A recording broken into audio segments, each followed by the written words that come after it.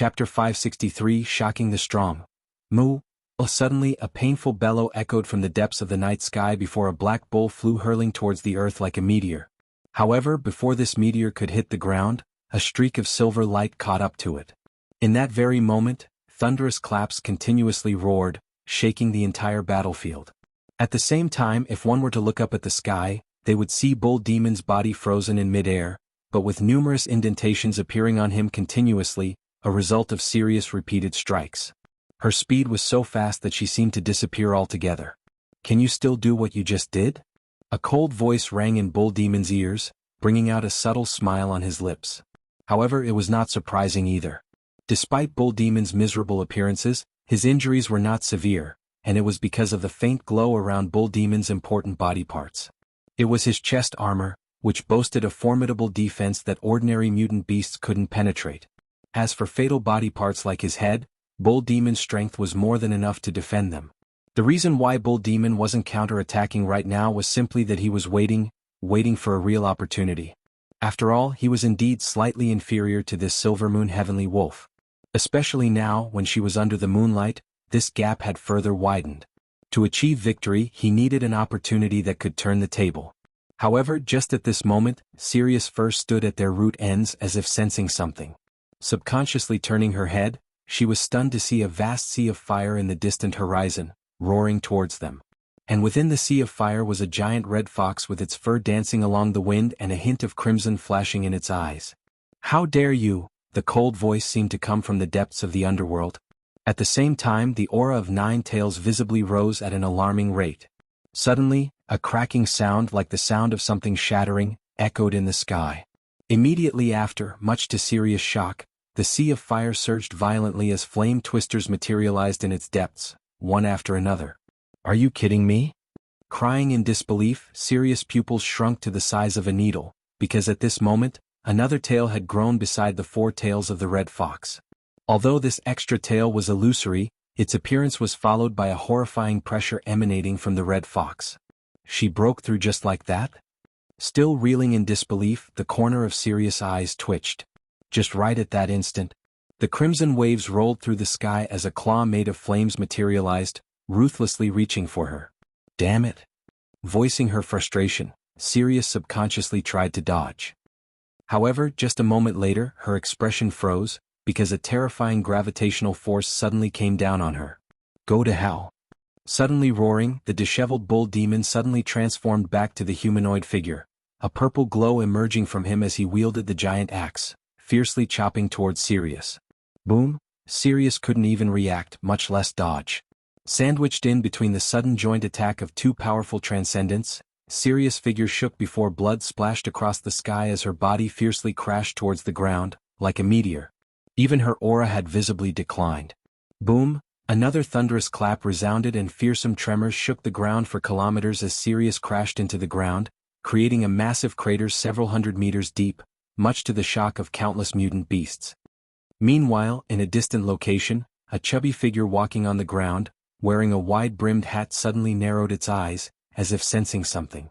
"Elder sister," murmuring to himself, Brewmaster also raised his eyes, looking towards the northwest direction of the continent. His elder sister's fleeting yet formidable aura didn't go unnoticed to him. However, her aura happened to be very unstable, like a hurried breakthrough.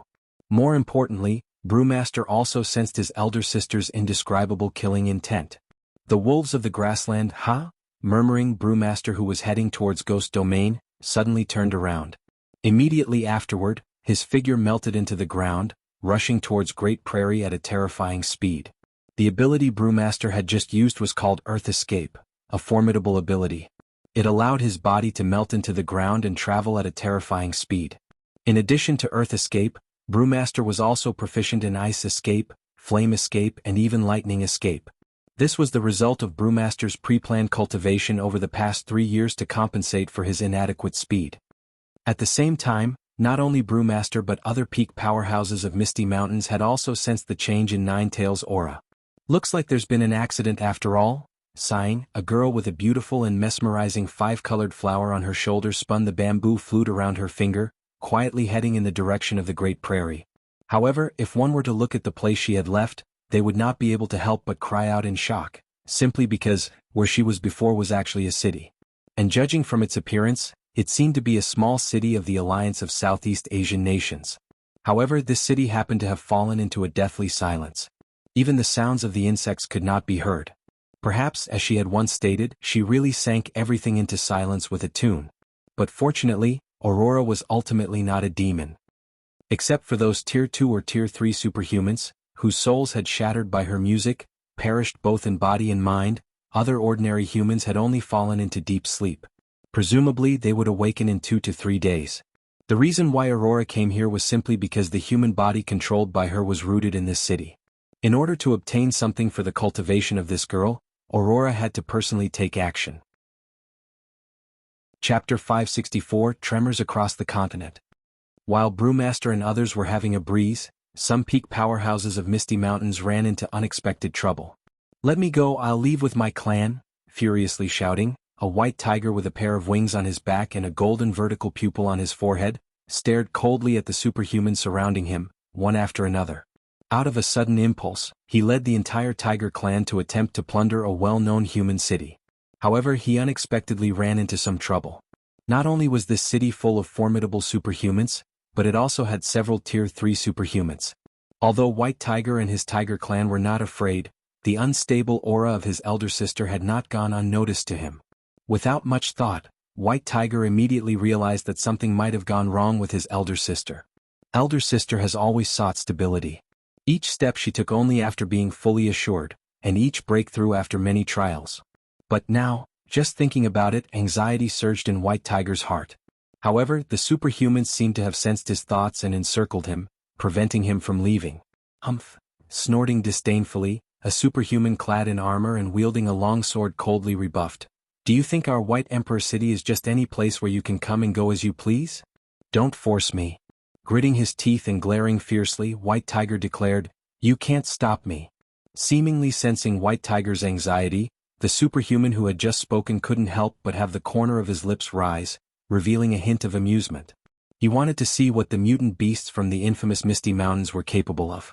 With this in mind, the superhuman tightened his grip on his long sword, before transforming into a streak of light, shooting towards White Tiger. However, at this moment, this superhuman, who happened to be the deputy mayor of White Emperor City, would never know that his decision to insist on detaining White Tiger would bring disaster upon White Emperor City. Because at this very moment, Ruhar, giving out a thunderous roar and spreading his wings, White Tiger shouted, "Slaughter them all." Hearing White Tiger's cold voice that seemed to freeze the very soul, hundreds of members of the Tiger clan were fiercely jolted. Immediately after, overwhelming killing intent surged forth, one after another. "Since they want to obstruct us, then let's kill them all. Once all of them are dead, who would dare to stop us?" Such pure thoughts actually stirred a storm of bloodshed in this place. With this, countless superhumans of White Emperor City came to discover how terrifying the Tiger clan, who had forsaken the idea of leaving, truly was, much to their horror. Just a roar shook everyone's soul. Just a claw attack brought forth a storm, shattering everything within hundreds of meters. The mighty Tiger clan that had emerged from the depths of Misty Mountains, finally revealed its fangs to China. Meanwhile, just as White Tiger was venting his anger, the entire continent had plunged into turmoil. After all, the ability to sense the fleeting aura of Nine Tails was not unique to the peak powerhouses of Misty Mountains. The powerful entities hidden around the continent had, more or less, also noticed it. While some remained guarding their territories, satisfied with their own affairs, there were some entities who seemed to have caught wind of an opportunity and immediately opened their eyes, with a few even heading towards the direction of the Great Prairie right away. Leaving aside other matters, for many bloodthirsty and wild mutant beasts, battles of such magnitude were truly a great opportunity for them. And among them, Thorns had followed Qing Gang to this place. At this moment, if one were to lay eyes on the Great Prairie, they would find its heart dyed in blood, with countless streams of blood seemingly converging towards a certain location, as if attracted by something. At the center of this convergence was a pit, in the depths of which sat a figure shrouded in blood. However, Thorns was obviously deeply immersed in intense cultivation at this time, to the extent that she was completely oblivious to the drastic changes in the sky. On another side, Qing Gang, despite his worries, had not taken any action yet. After all, despite the dire situation faced by Nine Tails and Bull Demon, they still had enough power to protect themselves. However, if he were to leave and let other mutant beasts take advantage of the situation, Thorns would be left in a hopeless situation. Heaving a heavy sigh, Qin Gang summoned several earth giants with a wave of his hand and charged towards the battlefield of the beast tide. At present, this was already the limit of what he could do. Apart from the immense opportunities brought forth by battle of the beast tide such as the endless sea of blood, other incidents such as the fall of powerful mutant beasts were also significant opportunities. This was especially when it comes to the death of mutant beasts of the same attribute. If mutant beasts of the same attribute managed to devour them, even if they didn't undergo a complete evolution, their strength would still increase by a certain extent. It was also because of this that a large number of mutant beasts were rushing towards the Great Prairie. Of course, among these rushing mutant beasts, there were some individuals who were hostile to Misty Mountains. After all, Misty Mountains had pointed their sword at the entire continent, causing a massive bloody storm. Many mutant beasts were forced to abandon their habitats because of Misty Mountains' invasion. So, one could easily imagine how excited these mutant beasts would be after the appearance of a force that successfully managed to intercept the invasion of Misty Mountains. At this moment, visible torrents of mutant beasts happened to be rushing towards the northwest direction of the continent. Even in the sky, one could see mutant birds streaking across the sky one after another, rapidly flying towards the northwest. Since the advent of the era of transcendence, the most terrifying beast tide had silently erupted for the first time. This gathering was much more terrifying than the invasion of the mutant sea creatures. Among them, there were some that would even make Wuxia narrow his eyes. However, Wuxia happened to be completely oblivious to their emergence. He had fallen into a true slumber with all his senses cut off. The roots around him glowed with prismatic lights, greedily devouring everything. Meanwhile, sensing just the aura subconsciously emanating from Wuxia, the peak powerhouses who had secretly rushed here from tens of thousands of kilometers, couldn't help but have the corner of their eyes twitch. That monstrosity has actually cultivated to such a level? Complaining in a frustrated voice, the king wearing a crown emerged from the depths of the forbidden zone, ghost domain, and quietly chose to retreat. At this moment he had already made up his mind to stay away from this continent, away from this place of contention and turmoil. That tree monster is a freaking monster, a true monster. While we are still struggling to break through to Tier 4, he has already reached it. Damn it. Even if I were to break through to Tier 4 and take out all my trump cards, I would still not be able to compete against him. Chapter 565 Blood Red Beam. The Great Prairie had already welcomed the first ray of dawn. However, this dawn brought not hope, but even further despair. The ground was submerged in blood, with mutilated corpses littering the grassland. Squeak, squeak. With increasingly sharp squeaks, the swarm of mutant rats surged from all directions in tides. However, if anyone took a closer look at them, they would notice that the fur of these mutant rats had turned red in color, and even their eyes flickered with an indescribable ferocity. They had mutated, or more precisely, they had undergone another round of evolution. After fighting for an entire day and night straight, some mutant rats had already begun a new transformation. Their teeth had grown sharper. Their fur had become thicker. This was what Wuxia meant by, only when you're alive can one have a future. After surviving this trial of blood, both low-level Tier 1 and Tier 2 Transcendence and peak powerhouses of Misty Mountains would undergo transformation. And this was just the beginning. Just at this moment, Mutant Beast's pupils suddenly contracted, as if discovering something. Simply darkness had suddenly descended on the world all of a sudden. Looking up, countless mutant beasts found a massive shadow covering the blood-red sky, much to their horror. Northern darkness? Shaken, powerful Transcendence cried in incredulity. Even Nine Tails and Bull Demon's expressions changed, simply because Northern Darkness Bird was one of the 10 monstrosities of the continent 3 years ago. While it wasn't among the top 10 right now, it was strong enough to be ranked in the top 30. The appearance of such a powerful mutant beast here really came as a surprise to everyone, leaving everyone wondering, why? An ominous premonition crept into the hearts of many mutant beasts. Just at this moment, Screech, giving out a terrifying screech, the massive bird that overshadowed the sky suddenly sucked towards the ground. Swoosh! With a deafening roar, the entire battlefield began to shake as howling winds blew upwards. Immediately after, much to the horror of countless mutant beasts, numerous mutant wolves and even mutant black rats lost control of their bodies and started flying towards the sky, where a giant mouth resembling a black hole loomed. You dare? You want to die? Gorewolf King and other mutant beasts such as Nine Tails roared in succession, their expressions changing drastically. To their fury, it disregarded them and attacked their subordinates. And adding insult to injury, it was even attempting to devour tens of thousands of mutant beasts in one breath. Tens of thousands, that was quite a staggering number. Furthermore, most of them were Tier 1s and Tier 2s, the elites among mutant beasts. Yip, Gorewolf King and Ninetails instantly howled before tacitly withdrawing their attacks at the same time. Immediately afterward, their gazes became focused as Gorewolf turned into a streak of crimson light, while Ninetails stirred up the sea of fire, both rushing towards Northern Darkness in succession. Meanwhile, despite sensing Ninetails and Gorewolf King charging towards it, the Northern Darkness bird completely ignored them. Instead, it further increased its suction force. If it could truly devour these mutant beasts, even if it suffered some injuries, it would be worth it. Moreover, after having been locked in a fierce battle straight for a day and night, Gorewolf King and Ninetails' strength had already declined by 20-30%. They were no longer at their peak. As for Northern Darkness, it excelled in defense and speed. How could it care about them? Except, Northern Darkness had alluded to the fact that a hint of dark golden light was quietly approaching it. Silently, it had approached within 2,000 meters of Northern Darkness. It was a huge distance, at least for Tier 2 mutant beast. However, it was a close distance to stronger mutant beast. Taking a deep breath, Golden Ant, who had just arrived, had his gaze turned cold, witnessing countless mutant rats being continuously devoured by Northern Darkness. Loud cracking sounds echoed as he tightened his fists, circulating his energy. Immediately after, a deafening boom reverberated through the world. Golden Ant's punch was too fast to even react. In a flash, a white pillar of light as thick as a water bucket tore through the sky, fiercely crashing towards the gaping maws of Northern Darkness, leaving all the mutant beasts dumbstruck. No, it wasn't a white pillar of light. To be more accurate, it should be said that the endless air had been compressed by an overwhelmingly fearsome force, ultimately condensing towards a point. At this single point, upon contact with Northern Darkness, erupted a terrifying force.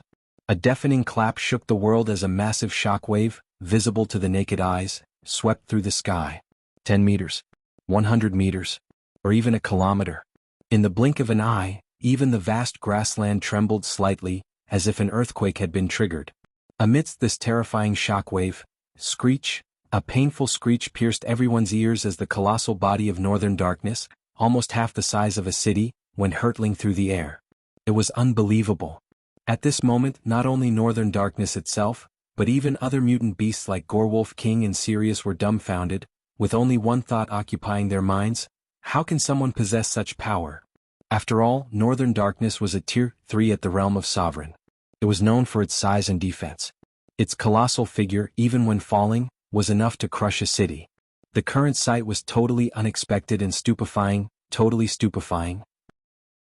Gorewolf King, who was streaking across the air, abruptly halted at the first notice, then gulped nervously, gawking ahead in shock. Not far away in that direction he sensed an extremely fierce and cruel aura rising, reaching a fearsome level. Strength boost, 3RD stage, Golden Ant muttered, but it echoed clearly through the world. However, as if he hadn't spoken for a long time, his voice was so cold and hoarse that it made many mutant beasts shiver. Right at that very moment, the distant small and petite dark golden figure fiercely trembled. His blood started flowing backward, and a massive amount of blood-red vapor-like thing completely enveloped him. At this moment, this petite figure was unbearable to look at. Just his presence alone made ordinary Tier 3 transcendent beings feel suffocated. Faintly, even the air seemed to freeze. Exhaling once again, a sharp gleam flickered in Golden Ant's eyes. The next moment, a shrill swoosh cut through the air as Golden Ant's figure disappeared from the sky. However, before the many mutant beasts could react, they witnessed a scene that they would never forget in their lives. As Golden Ant fired another deafening punch, his fist created a crimson pillar of light as thick as a water bucket, shooting towards Northern Darkness. Just a moment later he fired another punch, which created another crimson beam, piercing through Northern Darkness' left side. It was followed by another and another. Boom, boom, boom. Deafening claps rang again and again as crimson pillars from all sides shot towards Northern Darkness. Chapter 566, Crimson Daytime Tiger. Suddenly, a deafening boom reverberated through the world, silencing everything else.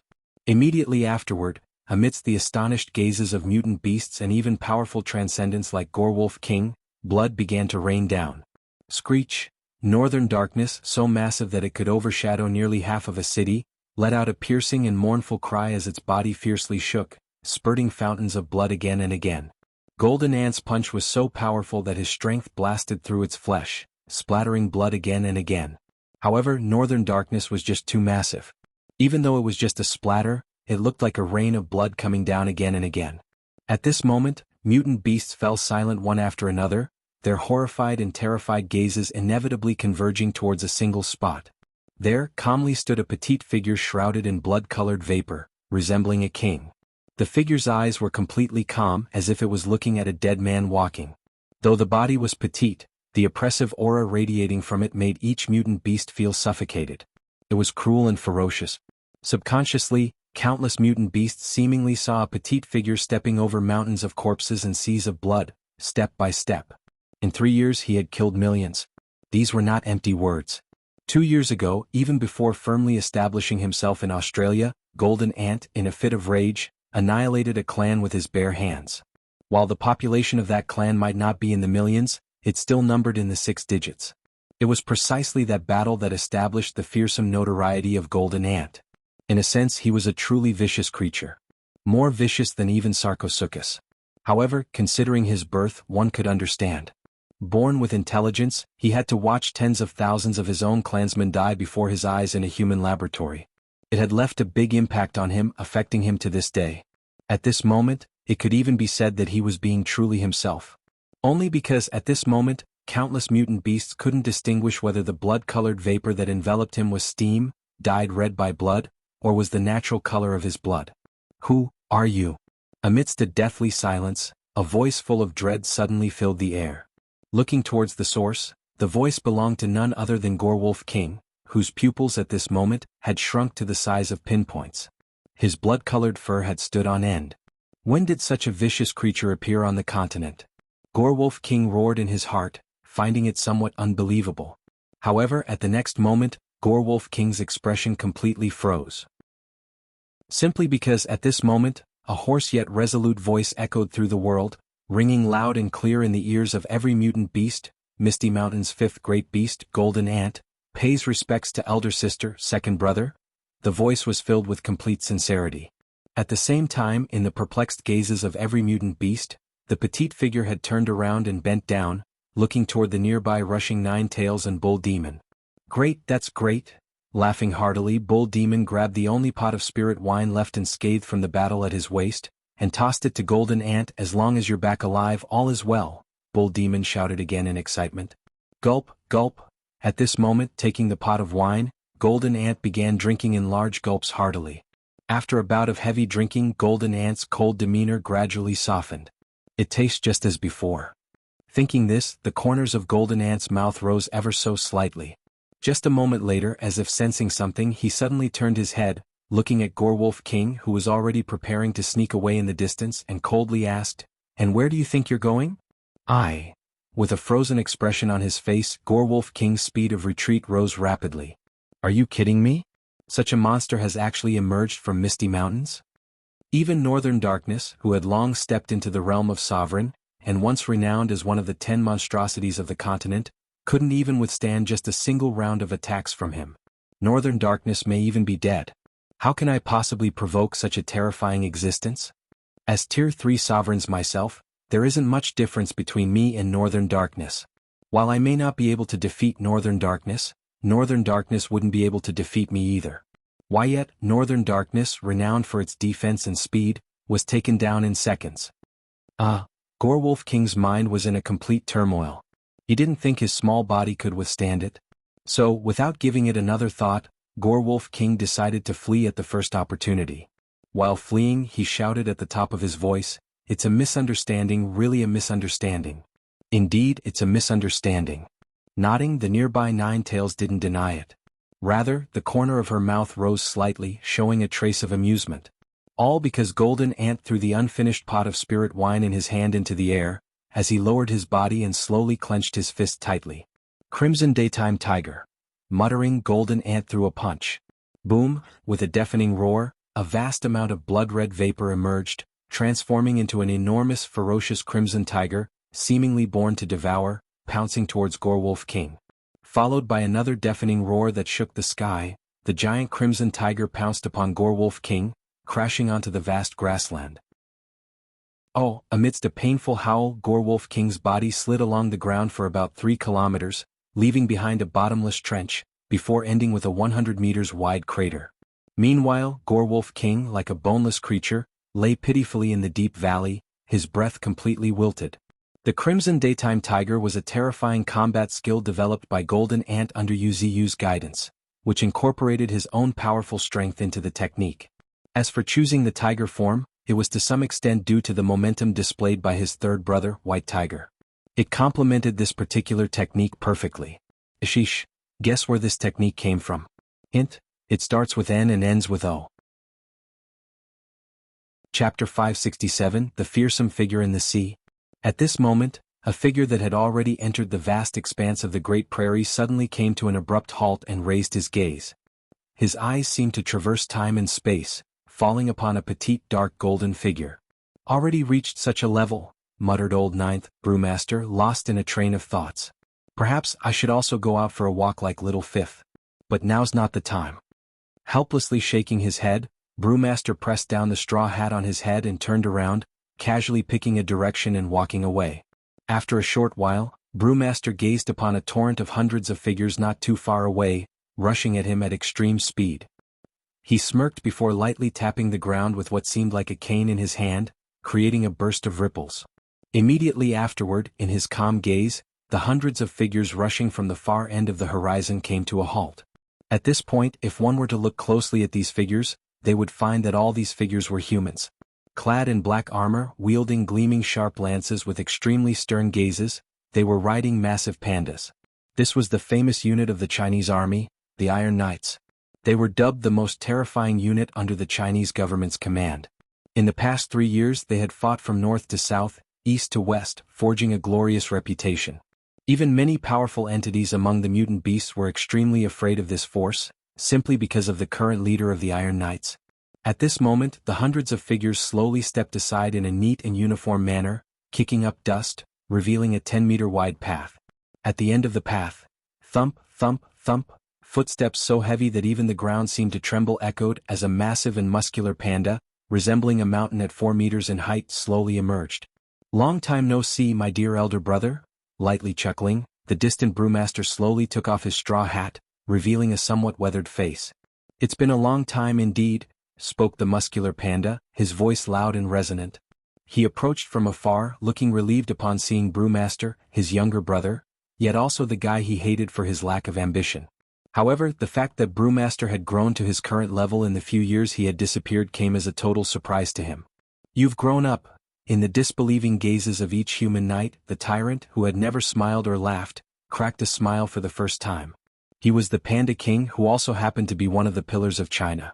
Possessing absolute power, he had made a name for himself during a rare beast tide 2 years ago. Single-handedly, he had suppressed a huge beast tide that threatened almost half of China, and even almost leveled a forbidden zone. In that battle, not only humans but even many powerful mutant beasts recognized him as king. He was powerful and terrifying, cruel and ruthless, a true tyrant in the truest sense. Of course, most of the time this king was just idling in the depths of China, living a peaceful life, not bothering with the mundane world. According to him, those guys shouldn't have disturbed his peaceful life. And because of this, they are dead. Even when fighting one against tens of thousands, he had killed tens of thousands of powerful mutant beasts. And now this tyrant, feared by humans, was smiling. His smile was so content, so bright, that each Chinese knight looked at each other in confusion. But the next moment, as if by some unspoken agreement, boom, boom, 2 deafening thumps echoed, cracking the ground as the 2 pandas, who had just greeted each other with smiles, instantly clashed, leaving both human knights and pandas alike dumbfounded. Like the collision of 2 trains, the terrifying impact shook the ground continuously. Shockwaves erupted one after another at the center as fist clashed with fist and body clashed with body in an instant. These 2 pandas shed their smiles and began a truly monumental clash. They did not say anything, they just kept charging at each other. There were no fluctuations of spiritual energy, it was a pure physical confrontation. However, as they watched this terrifying clash, human knights and pandas felt their blood boil, a rare flush appearing on their faces. Perhaps this was what a man truly craved, a hot-blooded battle. However, at this moment the combatants were not humans. Instead, they were two equally terrifying panda kings. At the same time, in another corner of the Great Prairie, as if sensing something, a girl with a colorful flower decked on her shoulders, so beautiful that it appeared as if it were the embodiment of all the beauty in the world, suddenly stopped. Back already, huh? Mumbling with a giggle, the flower of the girl's shoulder slightly shook. However, after a moment, as if sensing something, she lifted her eyes and looked toward the sky and the earth, where countless mutant beasts were rushing towards the battlefield. Among them there were even peak Tier 2 as well as Tier 3 transcendents. But that's not where you guys should be going. With a smile on her lips, the girl slowly placed the bamboo flute to her lips. The next moment, a gentle and melodious flute began to sing in the setting sun. The melody was so melodious that as the notes drifted along the world, it appeared as if they were dragging the afterglow of the setting sun, spreading it over the vast grassland. In an instant, the rushing mutant beasts trembled slightly as a hint of confusion flickered in their eyes. At this moment, if one were to look closely into the eyes of these mutant beasts, they would find a five-colored spirit flower quietly blooming in the depths. This melody was called Absolute Control, a unique melody studied by the Snake Charmer clan of the Alliance of the South Asian nation to control the mutant snakes. However, with the terrifying spiritual energy of Aurora, this melody had completely sublimated. Not to mention ordinary mutant snakes, she could even influence some powerful mutant snakes that had reached Tier 3. While there still existed a possibility of them breaking free from Aurora's control, for a short battle it was enough. Right at this moment the melody changed all of a sudden. Faintly, one could even hear the sounds of swords being drawn and horses neighing. Immediately afterward, under the calm gaze of Aurora, these mutant beasts roared crazily and started charging in all directions, as if they were injected with some kind of stimulant. Killing was not terrifying, what was terrifying was killing without anyone noticing, like Aurora. And now, she was controlling thousands of mutant beasts to intercept the other mutant beasts continuously rushing towards the battlefield, wanting to take advantage of the situation. The situation in the center of the battlefield is not yet stable. Their arrival will only add to the chaos. With a smile on her lips, Aurora once again lifted her feet without a moment of hesitation, walking toward the center of the battlefield. However, at this moment, completely obvious to everyone, a vortex suddenly materialized near a coast of the Asian continent, growing increasingly colossal with time. Misty mountains, muttering in a resonant and resentful voice, a slender figure rose from the depths of the vortex. What was even more terrifying was that the moment it rose, an inexplicable pressure pressed down, causing even the sea to fall into a deathly silence. Vaguely, it seemed as if the sea was afraid of something and had sunk into deathly silence. Chapter 568, Ninetails Mutation. The Fishman King, one of the 7 kings of the Deep Sea clan, possessing features half human and half fish. Unlike mere people, who possessed the upper body of human and lower body of fish, the fishmen possessed the upper body of fish, lower body of human. Maybe because of the fact that they possessed the upper body of a fish, fishmen were more brutal and cold, compared to the merpeople's elegance and nobility. Furthermore, despite possessing pretty good heads on their shoulders, they mostly relied on instinct. This humanoid figure, wearing a narrow-sleeved long gown of ice blue color, with blue-colored cloud patterns embroidered in silk at the hem and cuffs, and indigo trousers tucked into brocade boots, appeared noble and extraordinary. However, if one were to raise their gaze, they would see a terrifyingly ferocious visage, a fierce and hideous shark face with a hint of brilliance on its dark blue skin. He was the Fishman King, Milton Hall. The Hall, in his name, was the surname of the royal family of the Fishman clan in the last era. It could be said that this surname also symbolized the nobility and extraordinariness of the Fishman King's bloodline to a certain extent. And now, thud, with a step forward, the sea started seething as if welcoming a king, creating huge ripples visible to the naked eyes. Amidst these rising ripples, Milton, with a speed difficult for the naked eye to perceive, rushed towards the direction of the vast grassland. Over the long 3 years, the 7 clans of the deep sea had already fostered a unique civilization, imitating humans. Now they had even established kingdoms deep in the sea. Milton Hall was the king of the Fishman Kingdom. Nonetheless, the 7 sea kings of the deep sea had always remembered their deep-seated hatred. The memory of the day their greatest sage was cut down by a leaf from a towering tree was still etched in their minds. However, considering the terrifying strength of that monstrous tree, many of the deep sea kings chose to remain silent. However, their silence didn't mean that they had forgotten it. Their hatred only grew deeper with the passage of time. A grudge must not be forgotten. With this pledge engraved into their hearts, the 7 deep-sea clans had never their vigil over the mainland and even Misty Mountains. When Misty Mountains pointed their swords towards the continent, they naturally knew about it at first notice. More importantly, they discovered that the tree monster had not appeared so far, as if it was still sleeping. What did this mean? With a cruel smile emerging on his face, Milton couldn't help but chuckle, gazing in the direction of Misty Mountains. If several of your generals are killed, I believe you will get to experience the pain of losing loved ones as well. Milton's hoarse voice was filled with such strong killing intent that it caused the air around him to turn colder. As a matter of fact, this was a decision solely made by Milton. If other kings were to find out, they would surely do everything to stop him. Simply because compared to Milton's momentary impulse, other kings deeply understood the terrifying consequences of angering the tree monster. They knew that despite their extraordinary strength and the fact that they could hide in the unfathomable depths of the sea, if the tree monster were to become furious, destroying a part of the sea would be a piece of cake for it. At that time, the casualties suffered by the sea clansmen would not be limited to just in the tens of thousands. This was also the main reason why other kings had yet to take action. Silence was a necessity until they possessed enough strength to truly confront the tree monster. However, unfortunately, not every king thought with their mind. The former sea beast king was like this, and so was the fishmen king Milton. Meanwhile, on the vast expanse of Great Prairie, Golden Ant, standing straight, hovered calmly high up in the air, with blood-red vapor continuously dancing around him like flames. Exhaling a long, deep breath, Golden Ant gradually calmed down his seething spiritual energy. The entire battlefield had finally settled. While powerful transcendence kept pouring in, the entire battlefield had already fallen under the control of Misty Mountains before a strong opponent capable of facing Golden Ant appeared. At a speed visible to the naked eye, mutant beasts were routed like a landslide, chased by countless rats with bloodshot eyes. Even if some strong transcendence suddenly erupted, they would be greeted with a thunderous punch from Golden Ant the very next moment. In the face of such terrifying power, not to mention them, even Gorewolf King ended up gravely injured and was counting breaths. It was a testament to how hopeless it must have been for those aspiring strong transcendents. In a flash, even someone as strong as Tier 3 transcendents of the Wolf clan decisively chose to retreat.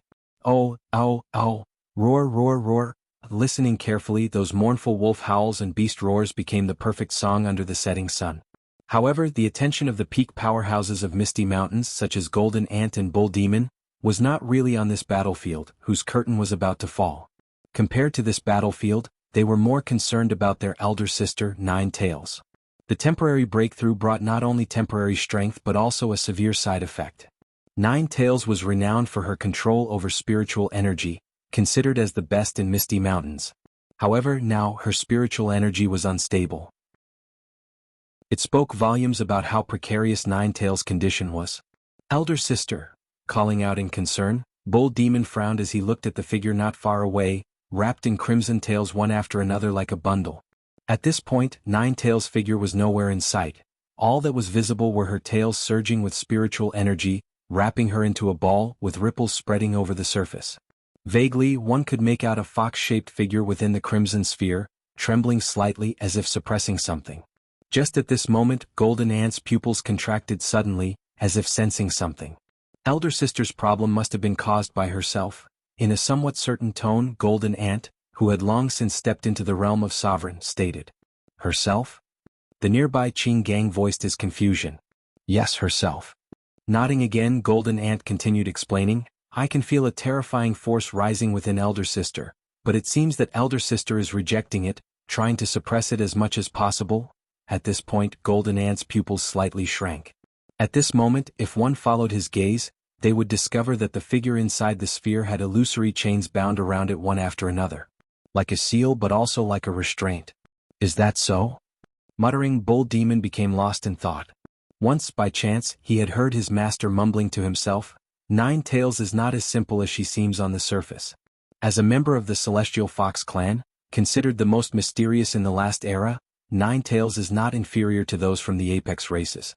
Rather, she even surpasses them in extraordinariness. But despite her incredible talents, she has been unable to demonstrate the true power of the Celestial Fox clan. Although she is powerful, her strength is still within the scope of one's imagination, while the strength of those apex races is truly beyond one's understanding. This means Nine Tails may not have truly awakened the power of her celestial fox bloodline. Chapter 569 Harvest of the Battle. She has yet to awaken the true power of the celestial fox, huh? Muttering, Bull Demon's gaze also shifted towards the sphere not far away. In the hazy red light, Bull Demon apparently saw a red fox with 4 tails, roaring at the sky, assuming a fearsome posture that intimidated all creatures. Exhaling a long deep breath, Bull Demon calmed down his worried heart. If my guess is really right, then this might be an opportunity for Elder Sister. As this thought crossed their minds, the nearby Bull Demon and Golden Ant both tacitly glanced at each other and nodded before assuming defensive positions on either side of Nine Tails, guarding her. On the other side, Qing Gang also stood silently by the sea of blood, guarding Thorns. After just a war, both Nine Tails and Thorns were undergoing transformations. There was no denying that this was good news for Misty Mountains. It also proved their master's words, only through the experience of blood and fire can one truly grow. Time slowly trickled. During this time another person had arrived. This person, adorned with a prismatic glow around her shoulders, and a long flute entwined with strands of spiritual energy in her hand, walking in a slow gait, looked like a fairy. However, looking at the blood splatters on the hem of this young girl's dress, the pupils of the countless mutant beasts couldn't help but shrink. They didn't believe these bloodstains belonged to herself? After all, this was the 5-colored spirit flower, Aurora, another terrifying existence from Misty Mountains. In terms of combat power, apart from the Divine Tree, possibly no one in Misty Mountains truly understood how terrifying Aurora was. However, one thing was for sure, Aurora had never truly taken action. It's already over. Chuckling, Aurora's gaze focused on the corner where Nine Tails and Thorns were located at first notice. Confirming with a nod, Bull Demon grimly stated, "This time, the Rat Clan has suffered massive casualties. Only 1 in 10 managed to survive. No need to fret."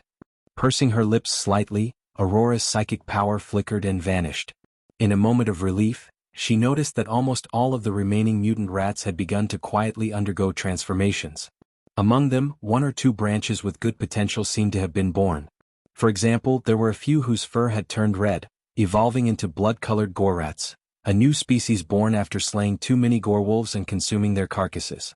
To a certain extent, they inherited the ferocious nature of the gorewolves, and even their innate talents had evolved. However, Aurora was still unable to detect the specific changes, only the Divine Tree could. Apart from the gorrats, there was another branch that looked promising. And the source of this branch was surprisingly. With a slight narrowing of her eyes, Aurora's gaze fell on a corner of the grassland, where countless mutant rats were gathered. It seemed like they were guarding yet waiting. And at their center, a peculiar rat with black and white fur happened to be lying. With each rising and falling breath, its entire body was strengthening at a terrifying speed. Another Tier 3 mutant rat. A smile bloomed on Aurora's lips, feeling satisfied. After all, the birth of another Tier 3 transcendent in the Rat Clan was not as simple as when another Tier 3 was born in another clan. Due to their unique racial innate talent, every time a king was born, their innate talent and abilities would affect the entire clan. In other words, the appearance of a king would make the entire kind significantly stronger. Just like Shady's black fog, which could not only hide the Rat Clan's presence, but could also mitigate a considerable amount of damage. Or the Lightning Rat's lightning speed, which gave rise to the lightning branch of the Rat Clan. In this battle, those mutant golden rats truly dominated the entire battlefield, transforming into golden lightning. The advent of a king was a result which, after sacrificing nearly 1 million of their own clansmen in exchange, the Rat Clan could presumably accept. In addition, the entire Rat Clan had made a considerable contribution in this war.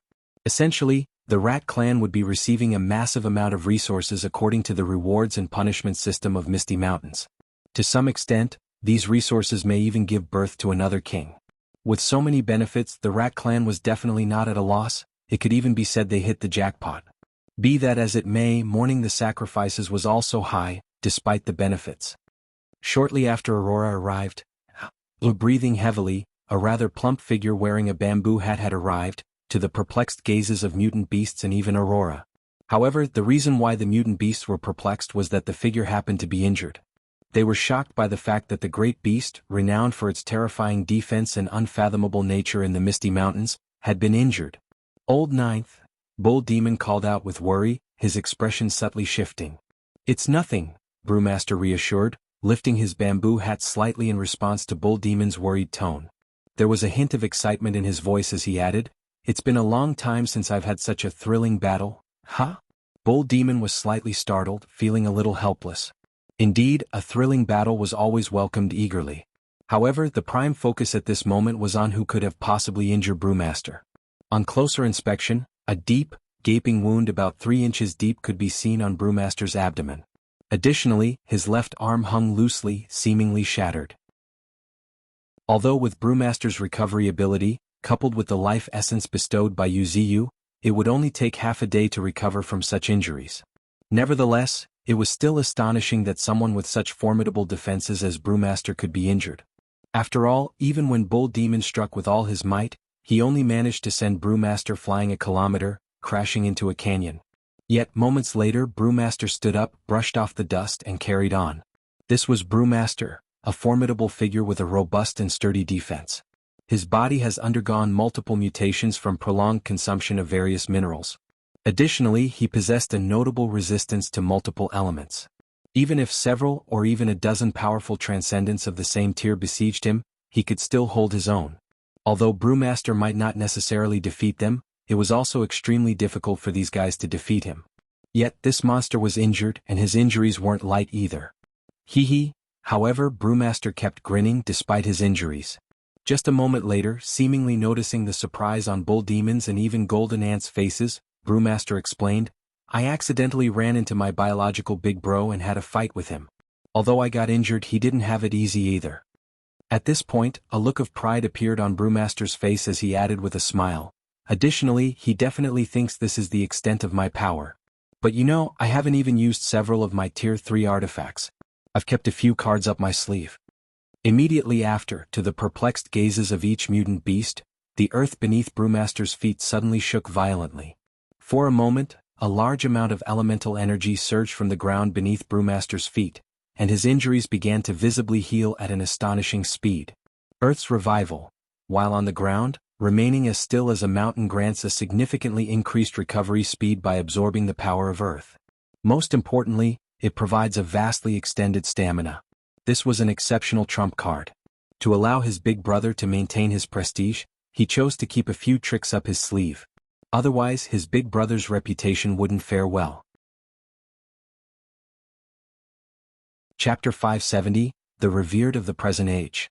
At this moment, in a corner of the Great Prairie, leading hundreds of Iron Knights away, the older brother of Brewmaster, a very sturdy panda, couldn't help but curl his mouth, the corner of his eyes twitching uncontrollably.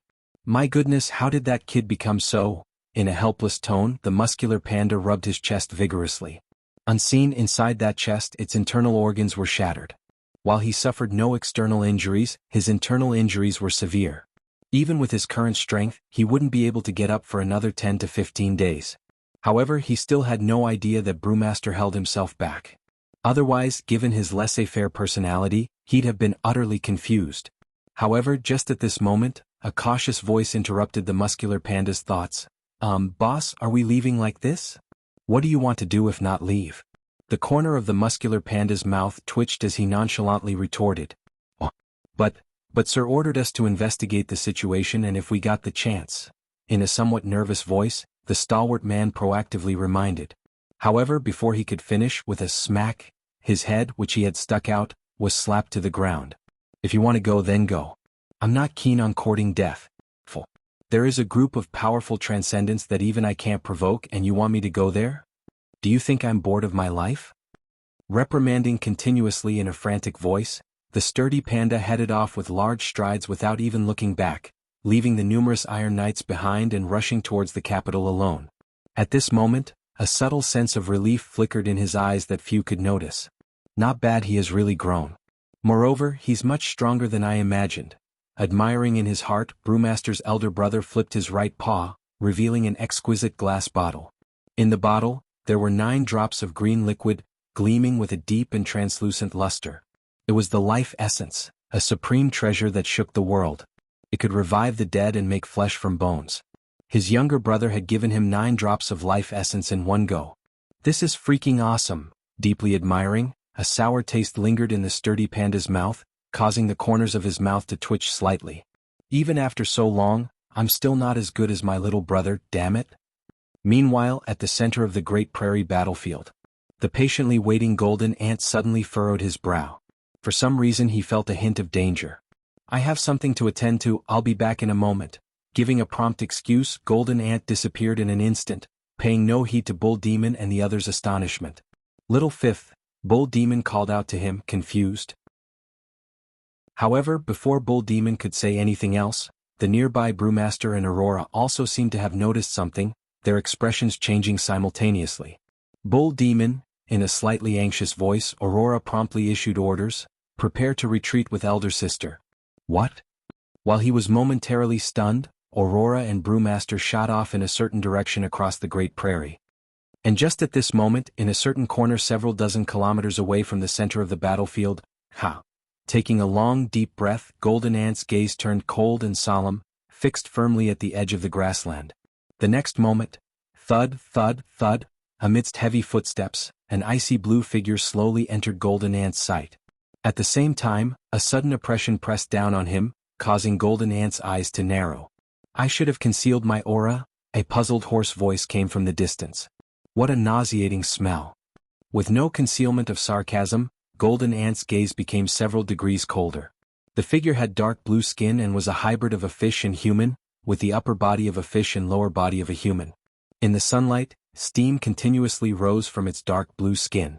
It was a member of the Sea Clan and not just an ordinary Sea Clan.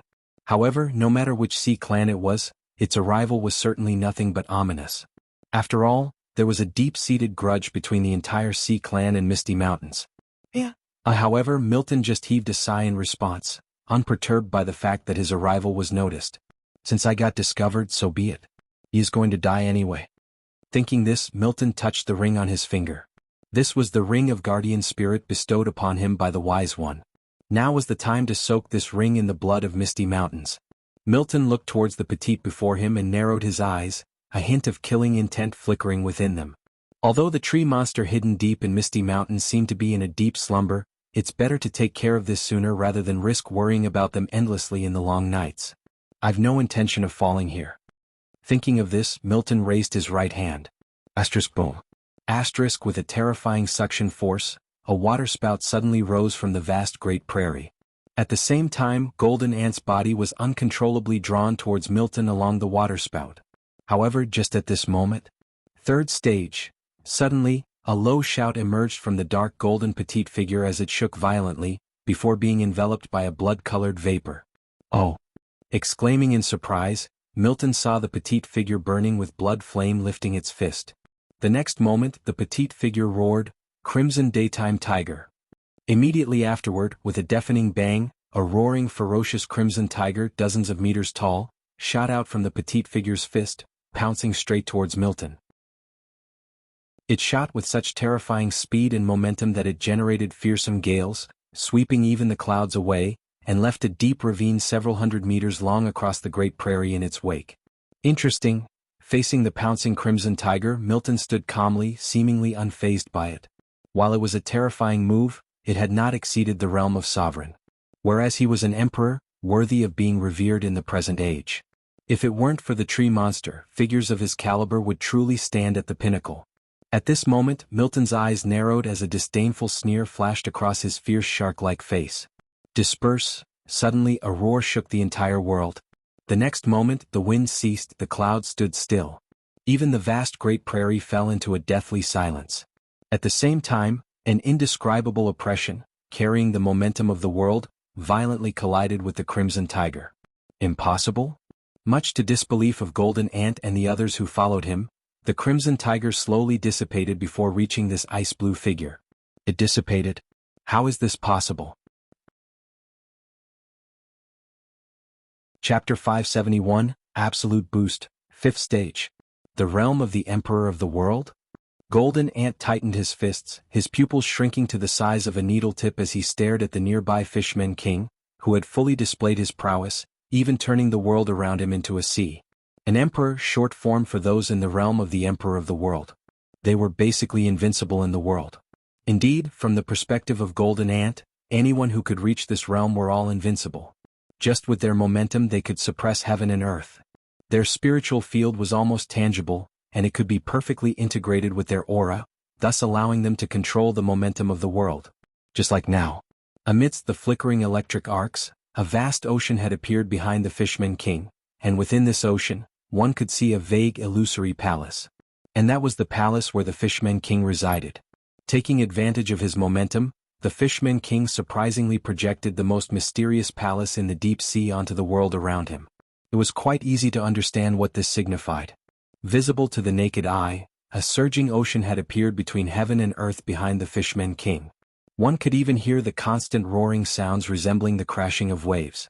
The Fishman King's momentum kept rising. He was clearly just one individual, but he alone shook nearly half of the Great Prairie.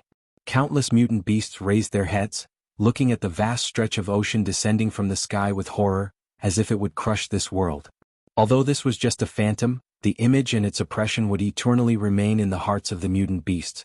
Additionally, a large number of mutant beasts even began to flee aimlessly out of the grassland in panic.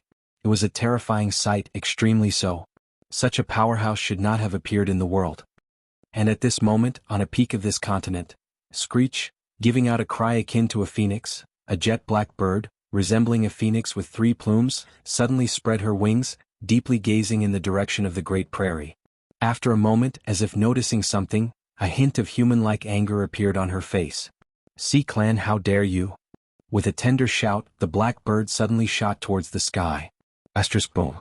Asterisk as she flapped her wings, black glittering stars surrounded her plumes, leaving a long trail of sparkling starlight every time they gently swayed, slowly disappearing into the distance. From afar it looked beautiful and mesmerizing. She was the demonic phoenix, the most mysterious mutant beast on the continent. There was no one like her. In the past, she was ranked second among the 10 monstrosities of the continent. Today she has become an even more mysterious existence. However, just as the demonic phoenix soared into the sky, she suddenly paused, and promptly looked in the direction of Misty Mountains, before shaking her head and sighing. "I shouldn't intervene in this." At the drop of these words, she descended back to the mountain peak. However, if someone were to look closer into her eyes at this moment, they would surely notice deep fear within them. An emperor of the world is indeed horrifying, but his invincibility is still within the scope of understanding. Unfortunately, there is a monster that has advanced through all realms before everyone, stepping into an even more unimaginable realm. It just makes that monstrosity even more terrifying. Without anyone even getting a whiff of it, the tree monster has already surpassed everyone. Till this day no one knows how strong it truly is. Emperor of the world, so what? It's just a way for humans and even some mutant beasts to comfort themselves. If the strength of a Tier 3 Transcendent can be quantified, then the strength of that tree monster has exceeded the limit of quantification. If the former is in the realm of mortals, then the later is in the realm of gods. How can the two be even compared? With a self-deprecating smile, the demonic phoenix suppressed her own aura and returned to calmness once again. This continent no longer belonged to her.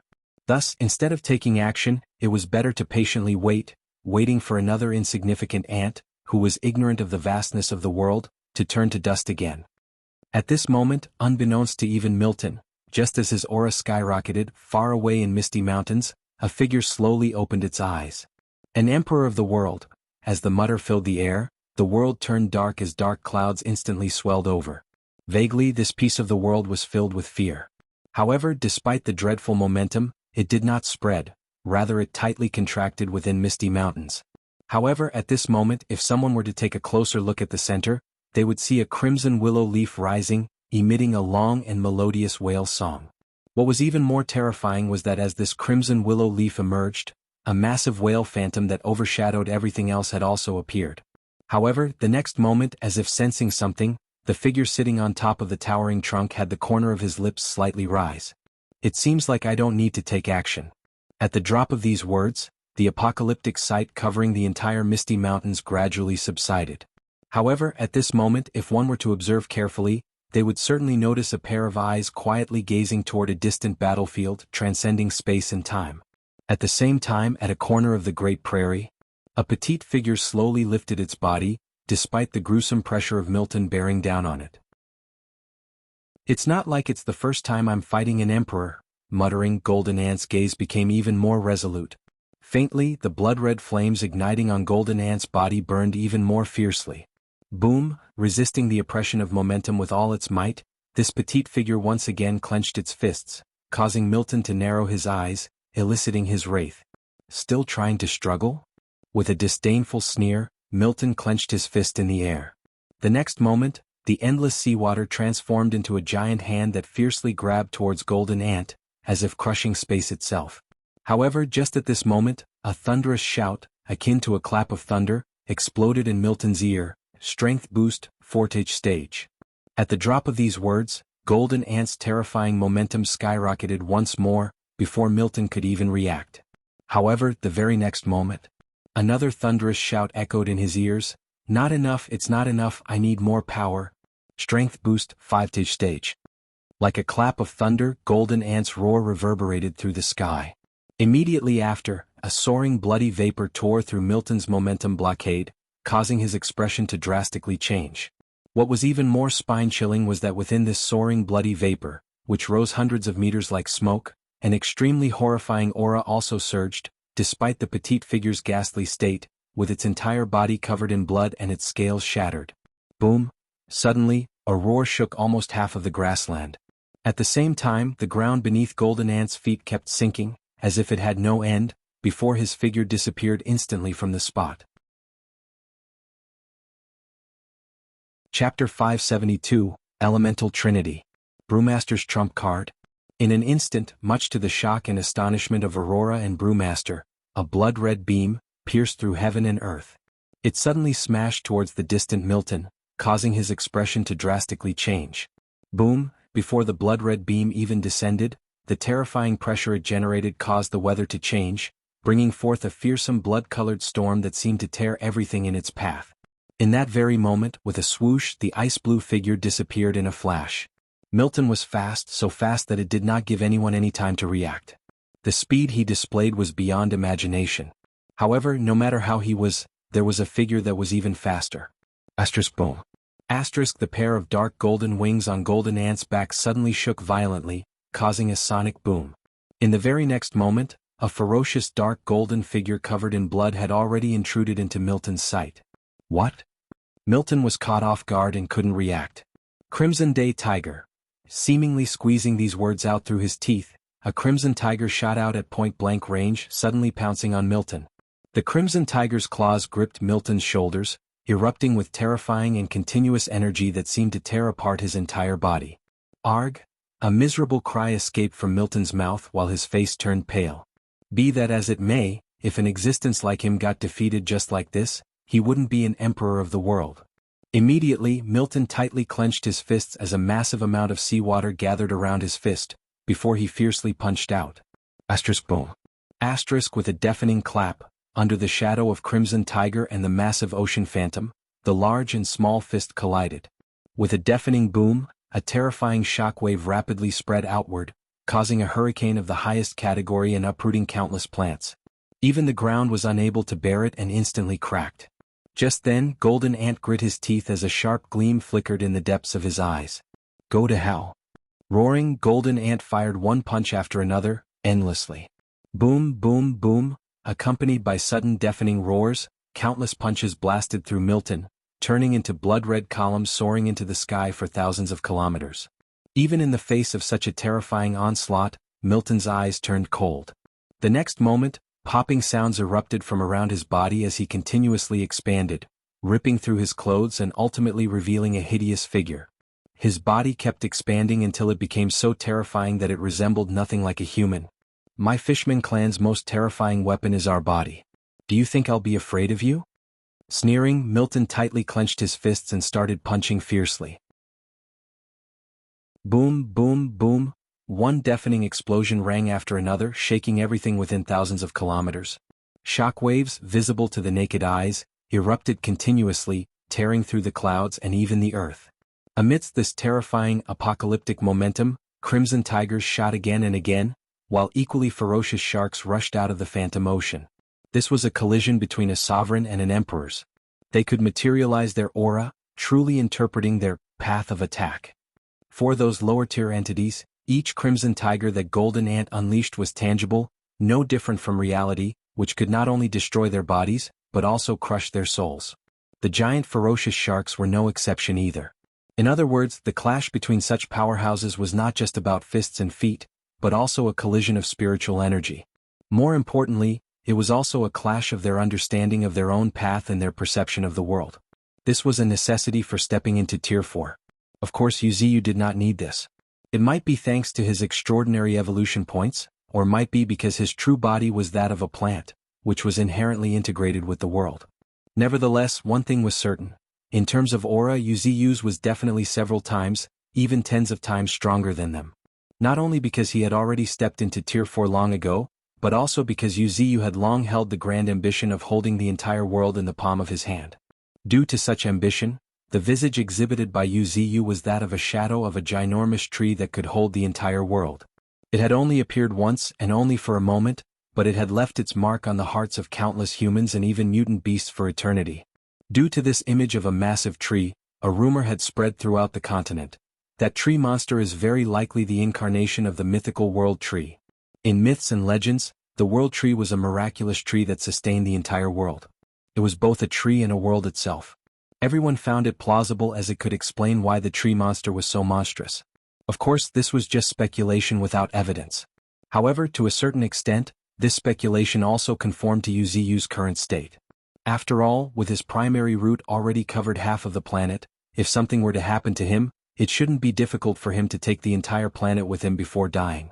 In other words, if he were to be destroyed, the whole world wouldn't fare well either. The world-shaking battle ravaged on. Although the battle had only been going for a few breaths, the earth-shattering scene and the dreadful aura emanating from it had caused countless mutant beasts to flee in panic. Nonetheless, on a certain corner of the grassland, two figures happened to be standing calmly. Despite their surroundings being devastated, riddled with cracks and fissures, even beneath their feet, the two figures remained as solid as rocks. Right at that moment, exchanging a glance, Brewmaster and Aurora tacitly nodded. Although Little Fifth's sudden increase in combat strength was incredibly suffocating, anyone with discerning eyes could tell that he won't be able to hold on for long. So, what they needed to do now was to quickly exterminate this monstrous entity from the deep sea before Little Fifth exhausted himself. Having come to this conclusion, Brewmaster took a deep breath and took off his hat. After a moment, Brewmaster's spiritual energy started surging before a mysterious and profound aura began to circulate around him, much to Aurora's confusion. Immediately after, tap, tap, tap, with heavy footsteps, one chubby figure after another walked out of Brewmaster's body. Upon closer inspection, each of these blurry figures bore a striking resemblance to Brewmaster. The only thing that set them apart was their colors, which happened to be different. One, resembling the embodiment of the earth, had a granite-like texture covering its body. One appeared as if it had emerged from lightning, with electric arcs constantly streaking around it. Another was crimson, as if it was the embodiment of flames. Elemental Trinity. Muttering, Brewmaster looked at these incarnations and nodded in approval. In the next moment, the Brewmaster suddenly produced a large pile of artifacts from seemingly nowhere and fully armed these figures, even personally wielding one himself. If someone with exceptional vision happened to take a closer look at these artifacts, the artifacts these chubby figures were wielding and wearing were all of Tier 3. Aurora looked at these fully armed figures with an extremely perplexed expression, not knowing what to say. Hee. With a grin, Brewmaster no longer concealed anything and explained proactively, "I've made too many artifacts, too many to wield myself personally. So, I came up with these incarnations so that I can control multiple artifacts at the same time." At this point, Brewmaster's voice turned colder. "Let's talk about this later. First, let's kill this freaking bastard." At the drop of these words, swooshing sounds filled the air as the three chubby figures suddenly flew out. Chapter 573 Acoustic Assault. Here I come. Strange furious roars of the same voice echoed in unison, startling Milton. He subconsciously looked back and in his bewildered gaze, four fully armed figures were flying towards him. However, what left him baffled was that all four figures were actually look-alike, even their auras were alike. More importantly, the armors they were wearing and the weapons they were wielding were all surrounded by a hazy spiritual glow. "Are you kidding me?" Milton was a bit dumbfounded because he was familiar with the armors and weapons emitting a hazy spiritual glow. In this era they were called transcendent artifacts. In the previous era, the Sea clan even called them spirit treasures. The ring on his hand was a Tier 3 spirit treasure, which he had always regarded as priceless treasure. He often wiped it with a handkerchief and considered it so dear, he never even let others look at it, let alone touch it. But right now, the spirit treasure he considered so dear has actually appeared in the dozens. Are you freaking kidding me? However, before Milton could be shocked further, a chubby figure surrounded by electric arcs had already swung the chain in his hand. Lightning chain. With a resonant shout, the chain surrounded by electric arcs transformed into a silver snake, suddenly attacking Milton. The next moment, Milton felt his body stiffen as the silver snake firmly bit onto his right leg. At the same time, a fearsome lightning energy surged into his body. Crackle, crackle. Amidst deafening crackles, lightning repeatedly surged into Milion like chainsaw. Go to hell. With a furious roar, Milton exerted force with his right leg, pulling the chain, along with the distant lightning incarnation of Brewmaster, with a loud bang. My goodness, such terrifying power, shouted the lightning incarnation. He didn't seem surprised but rather delighted. Simply because, the next moment, it actually turned into a ball of lightning, resembling a scorching sun in the sky, fiercely shooting towards Milton. Meanwhile, on the other side, Golden Ant also accelerated his attack, taking advantage of Milton's distraction. Gritting his teeth tightly, Milton shouted, seemingly squeezing every word through the gap between his teeth, "Crimson Dragon again!" Moments later, a crimson dragon several times larger than once prior fiercely shot towards Milton. While the pinnacle battle was unfolding on the great grassland, in the depths of misty mountains, Uziyu's eyes narrowed slightly. Not bad. A bit satisfied, Uziyu calmly praised. There was no denying that Golden Ant's return from across the ocean and the act of challenging an emperor of the world with just the strength of the realm of sovereign were very satisfactory to Uziyu. Moreover, he was challenging a sea king, who could be considered quite strong even among the emperors of the world. Such combat power was truly awe-inspiring. Once Golden Ant has broken through to the realm of the emperor of the world, he might truly be invincible within that realm. It would be exceedingly difficult for anyone to match him, given his strength that could pierce through the sky, except, of course, his natural nemesis. He is truly amazing. As for Brewmaster, to think he has hidden his strength deep. He even developed the elemental trinitum which I have only mentioned about occasionally. Uziyu's insights in ability development was really unique. Although he was also utilizing his knowledge of past life, Uziyu was still unmatched when it comes to creativity. The fundamental principle of elemental trinity lay in their same source and same life.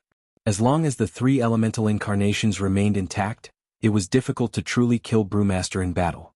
Even if injured, these elemental incarnations would first absorb the elements to heal Brewmaster's injuries. It could even be said that given Brewmaster's already terrifying defenses, his survivability had undergone a qualitative transformation with the addition of this ability. As for the elemental incarnations wielding various artifacts, it could only be considered supplementary. However, it turned out to be a pretty good supplementary effect. At least, given Brewmaster's wealth, these elemental incarnations could also erupt with astonishing combat power. As the lightning chain swept from one side, a long blade burning with raging flames came chopping down from the other. Meanwhile, on the front position, the incarnation with granite texture held an earthly yellow shield, rigidly protecting the rear. As for the rear position, it was naturally manned by the original Brewmaster, holding an ice-blue longbow cold as frost. Swoosh, swoosh, swoosh, one after another ice-blue arrows streaked through the air, seemingly endless. However, this was not the end. It's about time. Seemingly long aware of something, Uziyu's gaze fell on the mesmerizing five-colored spirit flower on a distant girl's shoulder. It was so beautiful that it seemed to be the embodiment of all the worldly beauty. It was none other than Aurora and the girl who controlled melodies. At present, they were what Uziyu was most excited about. Just then, tap, tap, tap, walking with gentle footsteps, the girl placed the flute in her hands on her lips, while her gaze turned cold and solemn. The next moment, a melody suddenly filled the air, so sharp and piercing that it seemed capable of tearing through eardrums, reaching deep into the soul. Not to mention resisting it, it was still unclear how to resist it. All one saw was countless phantoms suddenly manifesting in the air. These phantoms resembled warriors wielding sabers and swords, all rushing towards Milton. This was acoustic assault, the girl's most terrifying ability, that allowed her to materialize sounds, summoning an endless army to attack until the target was dead. More importantly, the most terrifying aspect of this ability lay in its ability to ignore defense and attack the soul directly. Visible to the naked eye, Milton's body started trembling as if vibrating. His facial features suddenly distorted and turned ugly as if enduring some kind of pain. "No, no!" Suddenly a sharp scream echoed, releasing a terrifying wave of sound. However, it did not stop this continuous acoustic attack, instead it intensified the pain. At this very moment, seemingly realizing everything, Milton suddenly raised his head, his bloodshot eyes glaring fiercely at the girl playing the flute not far away. However, before he could think up a plan of action, phantoms had already intercepted him. Furthermore, a blood-red figure among them turned into a meteor, fiercely crashing towards his chest. Ashish, elemental trinity is derived from three purities of Taoism. Chapter 574, A Monster Not Belonging to the Previous Era? You bastards! Milton furiously roared, disregarding attacks from Golden Ant and Brewmaster. Instead, his eyes were locked onto the girl playing the flute behind Brewmaster. Only this wretch can truly harm me. While others too might injure me, there is a world of difference between a physical pain and an agony to one's soul. As this thought crossed his mind, Milton gritted his teeth and kicked the ground, pushing through their assault straight towards the girl controlled by Aurora, causing Golden Ant and Brewmaster's pupils to shrink. He was extremely fast, so fast that others couldn't even react. Even when Golden Ant's punch landed on him, blasting through half of his body, he continued charging, roaring in pain. Thanks to the tenacious vitality provided by his fishman bloodline, he could easily recover from physical injuries. However, the injuries to the soul truly injured one's quintessence, giving him no room for negligence. Ruhar, with another roar, amidst the overwhelming onslaught, Milton transformed into a crazed shark, leaping out of the blood-stained ocean. It was bloody and terrifying and sent chills down one's spine. Aurora, Sis, Brewmaster and Golden Ant screamed one after another, their expression changing drastically at the same time. Yet in this moment, Milton remained oblivious to the trembling petals of the five-color spirit flower on the girl's shoulder, which seemed to mock him in silent disdain. "Go to hell." Milton's corner of his jaws rose, outline a cruel smile, as his right hand assumed a claw form, clawing straight towards the girl's head, while a shadow of shadow appeared around him. However, just at the next moment, as if sensing something, his face suddenly stiffened. Right at this moment, a murmur rose from somewhere unknown, filling the air. Instant. Just at the drop of these words, heaven and earth trembled before the vast expanse of the surroundings seemed to freeze at a pace visible to the naked eyes. The wind ceased, the grass came to stand still. Even the clouds in the sky stopped moving, frozen on the spot. Everything returned to calm. Even the blood-red flames burning around Golden Ant seemed to pause, with a trace of anxiety still visible on his face. Beside him, Brewmaster was also wearing a worried expression. However, the most crucial was Fishman King, Milton. Even someone as powerful as him was frozen in this instant. Additionally, a trace of horror was also visible on his face. Simply because, just as he became aware of what was happening, it was already too late. In an instant, a thought blossomed, a thought dissipated. In the moment of blossoming and fading, lay the cycle of life. And within this life, time silently passed. This was instant, an extremely terrifying talent that allows the user to freeze the time of an entire space at the expense of 1,000,000 spiritual energy. 3 breaths. Murmuring, the colorful and vibrant spirit flower swayed gently, slowly blooming, revealing a willow leaf wrapped in the heart of the flower. This was a divine artifact refined by the divine tree for her. It was also a rare Tier 4 artifact in Misty Mountains. Over the past 3 years, after having been nurtured day and night, this willow leaf had long merged with her, becoming an integral part of her body. And now, swoosh, silently, this prismatic willow leaf rose into the air, gently rotating before pressing against Milton's forehead, which was mere inches away. Faintly, one could see a trace of blood overflowing. At that very moment, boom, with a thunderous clap, the world started revolving once again. Wind started howling and the clouds rolled back. Milton's face, on the other hand, was struck with horror. However, before he could react, he felt a sharp pain in his forehead. Immediately after, a slowly rotating prismatic willow leaf entered his sight, seemingly intending to pierce through his forehead. "No, no," Milton cried out in his heart, his limbs turning cold. A sense of unprecedented crisis had filled his mind. In this instant he even smelled the breath of death. However, just at this moment, before Milton could do anything, he felt a sting in his back before a stabbing pain, piercing through his heart, overwhelming him. Ah! His face instantly turned pale and he slowly lowered his head. The next moment, a faint purplish claw, resembling a sickle, entered his sight. What's this? Before he could ponder where it emerged from, his body shook violently. With a swoosh, the prismatic willow leaf pierced through his forehead. Thud, thud, thud, Milton stumbled backward, his face filled with disbelief. Though his tenacious vitality prevented him from dying right away, he could feel his consciousness slowly fading away. At this moment, all he wanted to know was who, when he was preparing to resist that willow leaf, completely dashed his last hope. With this thought in mind, Milton, clutching his chest and holding back the blood in his mouth, slowly turned around before a purple mantis, of the height of an average human, entered his sight. Its entire body was enveloped in a faint gloom, and its eyes flickered intermittently, exuding a coldness devoid of any emotion. What is this? Milton was perplexed for the first time because he was unable to recognize the purple mantis. Even in the previous era, such a thing had never appeared. With his heritage, Milton could naturally discern that this creature did not belong to the previous era. In other words, this kind of fearsome creature had been born in this world without anyone's knowledge. A bitter smile appeared on his lips. He knew that this was a justifiable loss. The purple mantis had approached him without him even noticing. Furthermore, it ignored his defenses and pierced through his heart. An ambush from a monster like this was always lethal. However, just then, noticing that Milton was still quite alive, Zilien's figure flickered through the air. The next moment, squillish, his sickle-like arm ruthlessly pierced through Milton's heart once more. Spurt! Unable to hold on any longer, Milton stumbled backward, spurting a massive amount of blood, unable to get up again. However, Milton had no idea that the moment the blood he spurted fell on Zilien, his expression changed drastically. He appeared to be excited and thrilled. Immediately squeaking in excitement, Zilien turned his gaze to the nearby Aurora. And Aurora promptly comforted with a nod. Seeing this, Zilien no longer hesitated and pounced at Milton. Crunch, crunch. Amidst hair-raising chewing sounds, Zilien started undergoing mutation at a speed visible to the naked eye. A faint purplish glow even emerged from him. His sickle-like arms became sharper, gleaming with even darker and deeper gloom. His wings, thin as cicada wings, also grew wider, seemingly able to withstand even quicker and fiercer outbursts.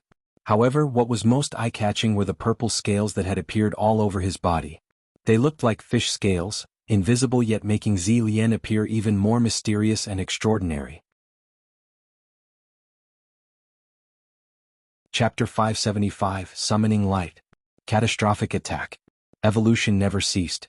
In every breath, Zilien's body strongly craved for evolution. Even if Zilien had devoured the void creature, under the influence of the void creature's instincts, he would slowly become more like a void creature. In fact, it could even be said that he was evolving into a more perfect void creature. At least, ordinary void creatures lacked intelligence, whereas he possessed extraordinary wisdom. Hiding in the void, not even the likes of Aurora and Golden Ant managed to discover him. He chose to wait, enduring the long, monotonous wait for the perfect opportunity to deliver a single decisive blow. And now he has achieved it. Not only did he timely extinguish the Fishman King's last hope, but he also succeeded in slaying Milton. Bearing the name Void, he reigned over this space. Boom! With a surge of increasingly mysterious and unpredictable aura, Zilien actually advanced towards the realm of King. What was even more terrifying was that his deep, purple eyes circulated with a mysterious fluctuation. In a trance, it seemed to have evolved some terrifying ability. However, it was not surprising either. After devouring most of the Fishman King Milton's corpse, Zilien once again chose to evolve. The ability he had gained from this evolution was the sea breathing. He could freely breathe in the sea like a fish, and his agility was greatly enhanced in the water. Compared to marine creatures, he was even more suited for the sea. It was a great ability. While it might be ordinary for other people, for Zilien it was extraordinary. After all, this ability would also make the sea his new hunting ground. Hunting was his instinct. Except for obeying his master, the rest of his life was spent seeking hunt and evolution. His goal was to one day stand in the shadow of his master. Now, because of this ability, sea breathing, not only the sky but even the oceans would become his hunting ground. He had become an amphibious creature that could hunt in the air, land, and sea. It could be said that this ability was the fundamental reason why Zilien actively wanted to evolve it. Of course, it was also an indirect testament of Lien's intelligence, different from ordinary void creatures. Instead of blindly pursuing powerful abilities, he pursued those that he needed for his goals. The ability to make such choices was enough to widen the gap between him and other void creatures. Perhaps, as Yu Ziyu had said, if he can continue to grow, Zilien will definitely grow into the strongest void creature. Meanwhile, unbeknownst to Aurora and Zilien, in the depths of a distant sea, roar, roar, roar, amidst continuous roars, figures emerged one after another from the deep sea, rushing towards a certain palace. Inside the palace, many powerful transcendents from the Fishmen Kingdom had already arrived, quietly looking at the figures standing in the palace. Unlike the denizens of the Fishmen Kingdom, who possessed the upper body of fish and lower bodies of human, some of these had the human upper body and fishtails, some were like crabs. However, no matter the size and appearances, all of them appeared noble and dignified. They were the kings of the 7 deep-sea clans, terrifying entities that ruled over the oceans. And now, every single one of them was wearing a cold expression. He's still too impulsive. An extremely beautiful girl with golden hair sighed in helplessness. Umph. Another figure coldly snorted and rebuked angrily, "That freaking bastard. Brother Flood Dragon is about to come out, and he actually ran out to cause trouble for Misty Mountains. Isn't he just seeking death?" Seeking death is one thing, the key issue is that he might startle the snake. The voice was filled with frustration and suppressed anger. Why the heck did he do something so unnecessary? Why go and startle the snake? Now he played himself to death. Plagued with all kinds of thoughts, these figures felt a little aggrieved. As a sea king, Milton had really made them lose face. However, just then, as if sensing something, the facial features of these sea kings drastically distorted all of a sudden. Looking up, they astonishingly saw a dazzling white light above their heads. This light was sacred and extraordinary. However, it became bigger and brighter, coming closer and closer. By the time it had arrived above the Fishmen Kingdom's capital, the white light had blanketed the entire sky, displaying its majestic power. Visible to the naked eye, the seawater evaporated as endless white mist filled the air. "Run!" Promptly shouting, the Sea Kings instantly dashed out of the Fishmen Kingdom's capital. Just as they departed, boom! With a deafening explosion, the entire deep sea turned white, with endless light erupting in the deep sea. It was so bright and blinding that the eyes of countless marine creatures started bleeding. "My eyes. It hurts. It hurts so much." Painful roars filled the sea as countless marine creatures voiced their misery. "What the hell is this?" After shouting in a voice filled with incredulity, the golden-haired mermaid queen exclaimed in shock, it's him." Emphasizing multiple times, the mermaid queen stared firmly at the capital of the devastated Fishmen Kingdom, now reduced to ruins. In front of that vast pillar of light, the entire capital of the Fishmen Kingdom was powerless to resist. It was reduced into ruins in an instant, completely evaporated. All that remained was the gradually dissipating dazzling light. Within this light, many kings even saw the shadow of a towering tree swaying gently. "No, next time," a vast and majestic voice suddenly sounded as if exploding in their minds, evoking a drastic change in everyone's expression. "The tree monster," murmuring, each sea king clenched their fists in disbelief. Is this the tree monster's retaliation? With just one attack, he had obliterated the entire capital of our Fishmen Kingdom. The casualties numbered in the millions, and dozens of Tier 3 transcendents from the Fishmen clan, unable to escape, had evaporated into smoke. Such a price, not to mention the Fishmen Kingdom, even the entire 7 deep-sea clans together would not be able to withstand it. It could be said that with just this one blow the entire Fishmen clan was pushed into extinction. Meanwhile, in the heart of Misty Mountains, Yuziyu's corners of lips curled up into a faint smile, glancing at the sea covered by the dazzling light. Truly worthy of the legendary light attribute. Just this attack alone is terrifying to the extreme. Invoking the power of light, the attack actually shot through the entire ocean, reaching the depths of a distant sea and destroying the capital of the Fishmen Kingdom. Such power not only left the Sea Kings in disbelief, but even Yuziyu himself was left in shock. This kind of power was akin to a nuclear bomb. Now Yuziyu could imagine the incredulous gazes of every human and even mutant beast. However, just as Yuziyu said, this was a warning. It was not just a warning to the deep sea, but also a warning to every mutant beast and human: Misty Mountain's majesty cannot be violated. Misty Mountains ultimately stood at the pinnacle of the world. In other words, he was saying, I can hit you but you can't mess with me. Any attempts to hit me will be faced with the strongest retaliation. The reason Wuxia could be so domineering and roguish was because he possessed a terrifying strength to back it. In this world of transcendence, strength was paramount. Only the strong could establish rules. And now Wuxia's words were the rules. As a matter of fact, the reason why Wuxia could accurately strike the capital of the Fishmen Kingdom was also thanks to the Fishmen King Milton's strand of aura that had returned to the capital before his death. While informing his clan of his death, he had also provided Wuxia with its accurate location. It was not wrong for one to have a backup plan. However, it should not be executed in front of someone who was too strong. Not in front of someone so unfathomable that they could be labeled as an absolute terror. This one mistake allowed the other party to trace things back to their source, which not only implicated the culprit but also implicated their entire clan. Chapter 576, The Imprisoned Mad Dragon. Tree Monster. Looking at the ruins that once used to be the bustling capital of the Fishmen Kingdom, a Sea King couldn't help but gnash his teeth and tightly clench his fists. However, the next moment, as if thinking something, he sighed in helplessness. Sighing, the figure of this Sea King seemed to hunch a bit. He was born to be a Sea King, yet had to compromise again because of the tree monster. There was no denying that it was a huge blow to them, Sea Kings. However, what else could they do now? In the face of such destructive power, all resistance was futile. Fortunately, we didn't retaliate against Misty Mountains under Milton's instigation. Otherwise, things wouldn't have ended with just the destruction of Fishmen Kingdom's capital. However, just at this moment, as if remembering something, this Sea King suddenly turned to Elsa Kate, the Mermaid Queen, not far away. Elsa, does elder brother know? Hearing this, the Mermaid Queen, a breathtakingly beautiful girl with golden hair, nodded slightly and frankly replied, he knows. At this point, Elsa proactively changed the subject. Elder brother had asked to wait for the time being, wait for his return.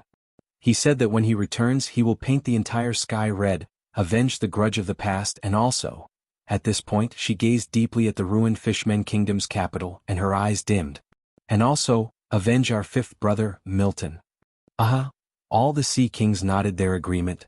Their elder brother, the Flood Dragon King, had entered the most terrifying forbidden zone in the sea, the Dark Seas. It has been 3 years now. Not that long ago he had transmitted a few messages to Elsa through telepathy. Within these messages, the most important was the message that stated that he would surely exact tenfold revenge on the tree monster upon his return. This was a deep-seated vendetta, engraved in the heart of every Sea King. If it weren't for their insufficient strength, they would have already invaded the land once again after the Sea Clans had revitalized. Unfortunately, despite their amazing talents and endless resources, it was as difficult to ascend to heaven as it was to reach Tier 4. It was no longer a realm that ordinary people could step into. Who knows how that monster managed to reach Tier 4 in such a short time? Sighing, the Sea Kings all looked at each other, completely perplexed. Fortunately, we still had one last card to play. Elder brother. Murmuring, Elsa's gaze also turned towards the darkest and deepest sea region, the Dark Seas. Vaguely, she could see a furious dragon roaring towards the sky. The imprisoned mad dragon would eventually break free. That was the day the 7 deep sea clans had been long awaiting for. And at this moment on the Great Prairie, the battle had come to an end. In the midst of the devastation, carcasses were strewn everywhere, and the cracked earth was covered with blood stains. Occasionally, one could even hear the groans and wails of the mutilated mutant beasts. This was war, the true face of the war. Sighing and shaking his head helplessly, Bull Demon headed towards the depths of the Great Prairie. But in a moment, as if sensing something, Bull Demon suddenly lifted his gaze, looking towards the end of the Great Prairie, where he saw several figures slowly approaching. One of them was a dark golden figure, with its scales shattered and its gait unsteady. This petite figure made every mutant beast along the way tremble, and even cast respectful glances. He was none other than the 5th great beast of Misty Mountains, Golden Ant. He had single-handedly quelled the entire battlefield.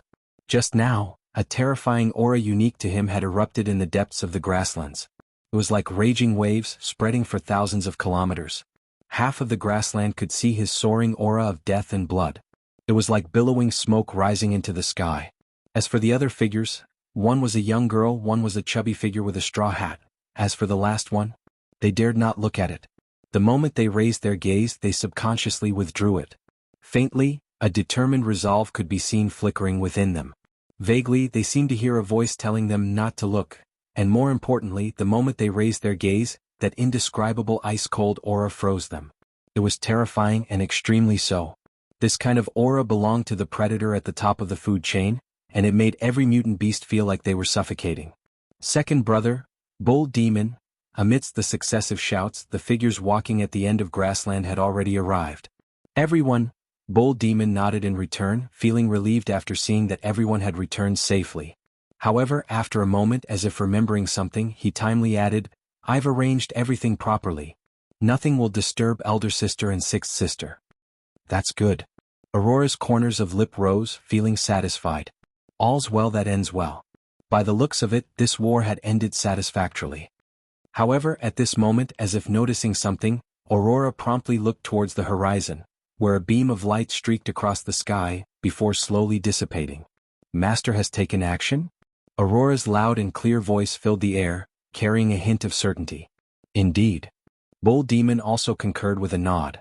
As someone who had always remained close to the divine, he naturally sensed the familiar aura emanating from the distant beam of light. However, the next moment, with some hesitation, Bull Demon's gaze also shifted to the nearby brewmaster, who seemed to be dragging a half of a blue-color carcass with the head of a fish and the body of human. He could also vaguely make out half of a shark's face. Did the Sea Clan attack?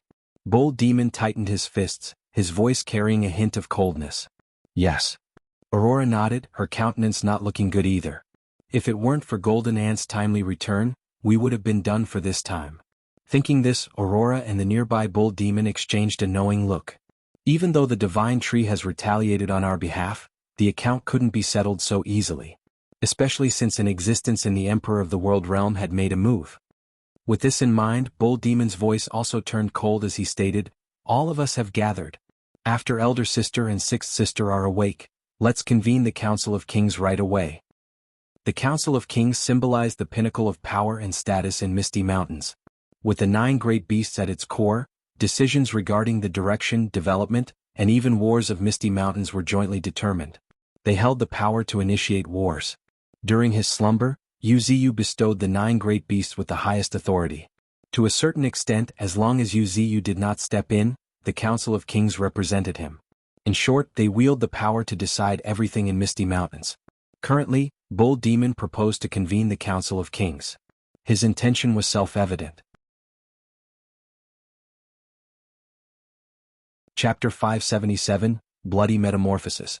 By the time they returned to Misty Mountains, it was already late at night. "Master," a petite dark golden figure standing quietly under a giant towering tree called out gently. His body was still heavily stained with blood, and his scales were shattered.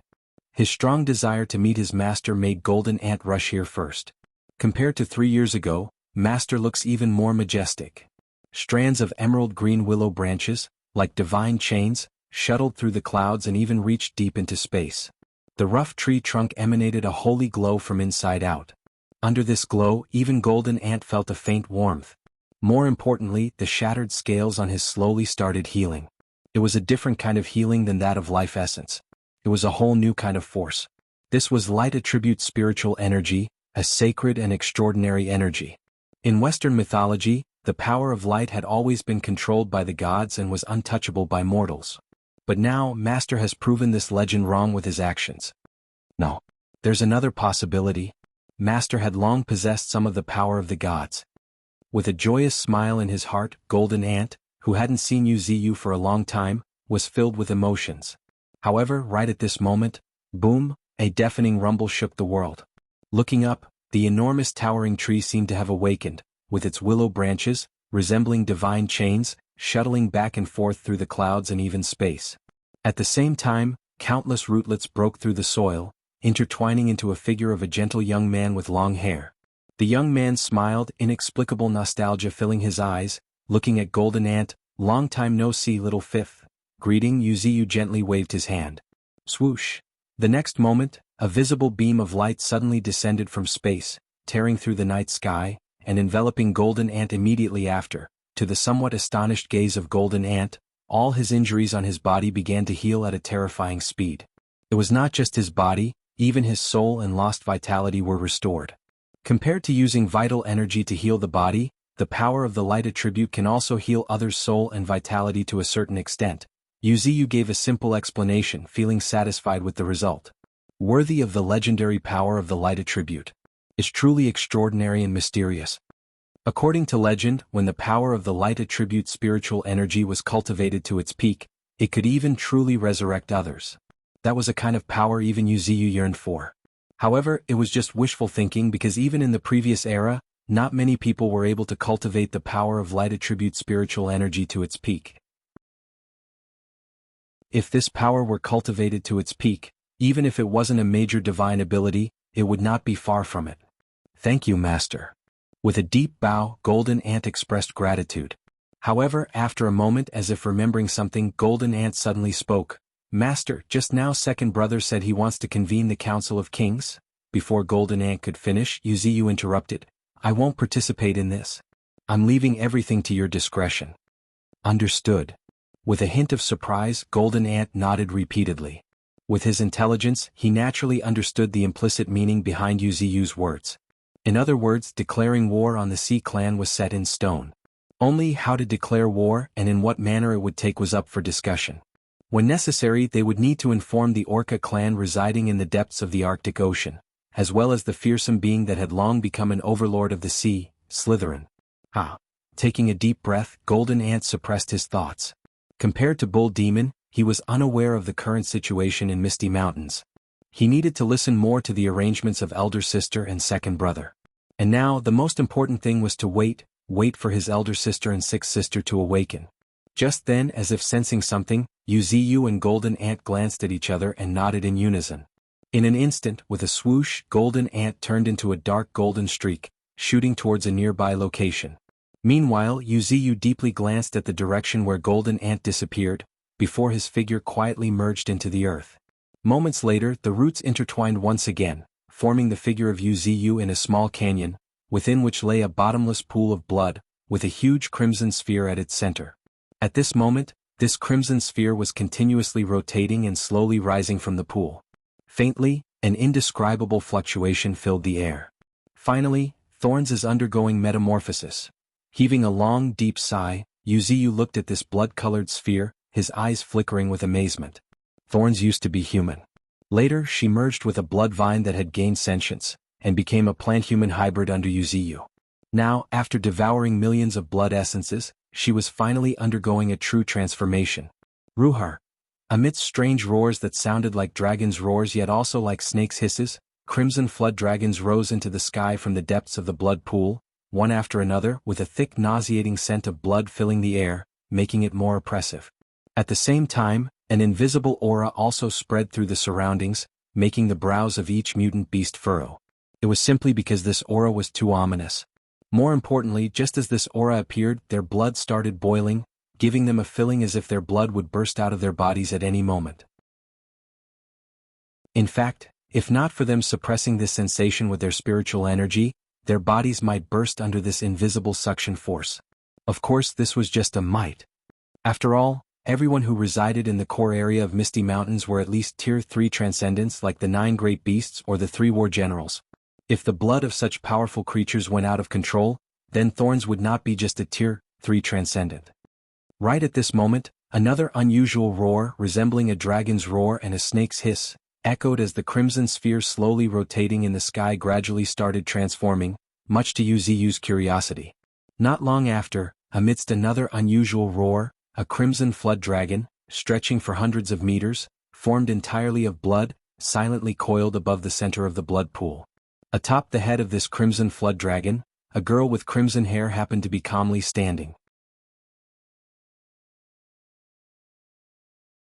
Chapter 578, Mastery of Blood. Yuziyu's eyes lit up as he laid eyes on the girl with long crimson hair. Compared to Thorns of the past, the current Thorns was even more charming. Her long crimson hair was flowing like waves, brighter and more vibrant. Although her beautiful eyes were closed, the fluttering eyelashes seemed as if they would speak. At a glance, Thorns exuded an indescribable charm. However, compared to the change in Thorn's appearances, the change in her aura was even more evident. She was even more terrifying and unpredictable. "Let's see how much you've progressed," muttering to himself, Wuxia focused his gaze on Thorns, before a blood-colored status screen entered his sight. Race, Daughter of the Vines. Tier 3 Transcendent, Realm of Monarch. Innate talent, Absolute Defense. Weaves an impregnable web of instinct and blood vines, which instantly defends and even counterattacks in a moment of crisis. Unique abilities, Mastery of Blood, can easily control the blood, affecting even the blood of others. Blood Devourer, she can heal herself by devouring blood essence, and can even enhance her strength by absorbing blood. Thorn's Strangulation, turns an area into a blood-colored purgatory, summoning endless vines to instantly strangle everything. Blood Seeds, can sow seeds silently spreading across the land and even on enemies. After calmly going over it, a slight smile curved Wuxia's lips. Amazing. Compared to before, Thorns now had indeed made qualitative progress. If she used to rely on vines for fighting in the past, she had gained another means, blood. Blood had become her new weapon. Moreover, compared to the blood vines, blood was more eerie and elusive. The calmly standing girl on the crimson dragon suddenly trembled, before her closed eyes suddenly opened, revealing a hint of flickering crimson glow. The next moment she waved her hand, and with a swoosh, an arrow of blood shot towards her from a distance. Looking towards the source of the blood arrow, one would actually discover a convulsing snow-white rabbit, with a bloody hole in its body and a terrified look on its face. She drew blood from this rabbit so easily? Voicing his surprise, Bull Demon looked at Thorns not far away playing with the blood arrow with widened eyes. Moments later, seemingly tired of playing with it, Thorns pouted slightly and expressed dissatisfaction. "There's too much impurity in this blood." Saying so, Thorns casually flicked her hand, sending the blood arrow in her hand flying back towards the snow-white rabbit. Moments later, with popping sounds, the rabbit, lying limp on the ground like a dried carcass, slowly inflated and returned to its original state in the stunned gazes of the mutant beasts. Ah! After a brief silence, each and every mutant beast looked towards Thorns with unsettled gazes. This was indeed eerie. In fact, it was horrifying. Everything aside, just her act of drawing blood was indefensible. Not to mention, Thorns could even return the blood, leaving the little rabbit unscathed. This kind of method indirectly proved Thorns' terrifying control over blood. In other words, Thorns seemed to have a certain ability to draw their blood. At this moment, seemingly aware of the thoughts of the mutant beasts, Thorns' lips curled slightly, revealing a hint of playfulness, but she didn't give any explanation. Instead, she turned her gaze towards the depths of the dense mist. "Master, do you miss me?" The corners of Wuxia's mouth twitched. He hadn't expected Thorns to discover him, let alone say something like this. "Yeah." Shaking his head helplessly, Wuxia waved his hand, dispersing the thick fog concealing his figure. Immediately after. "Greetings, Divine Tree." "Greetings, Master." As everyone caught sight of Wuxia's figure, everyone greeted him. And Wuxia nodded slightly in response but didn't pay much attention. Instead, he shifted his gaze to Thorns, praising, "Well done.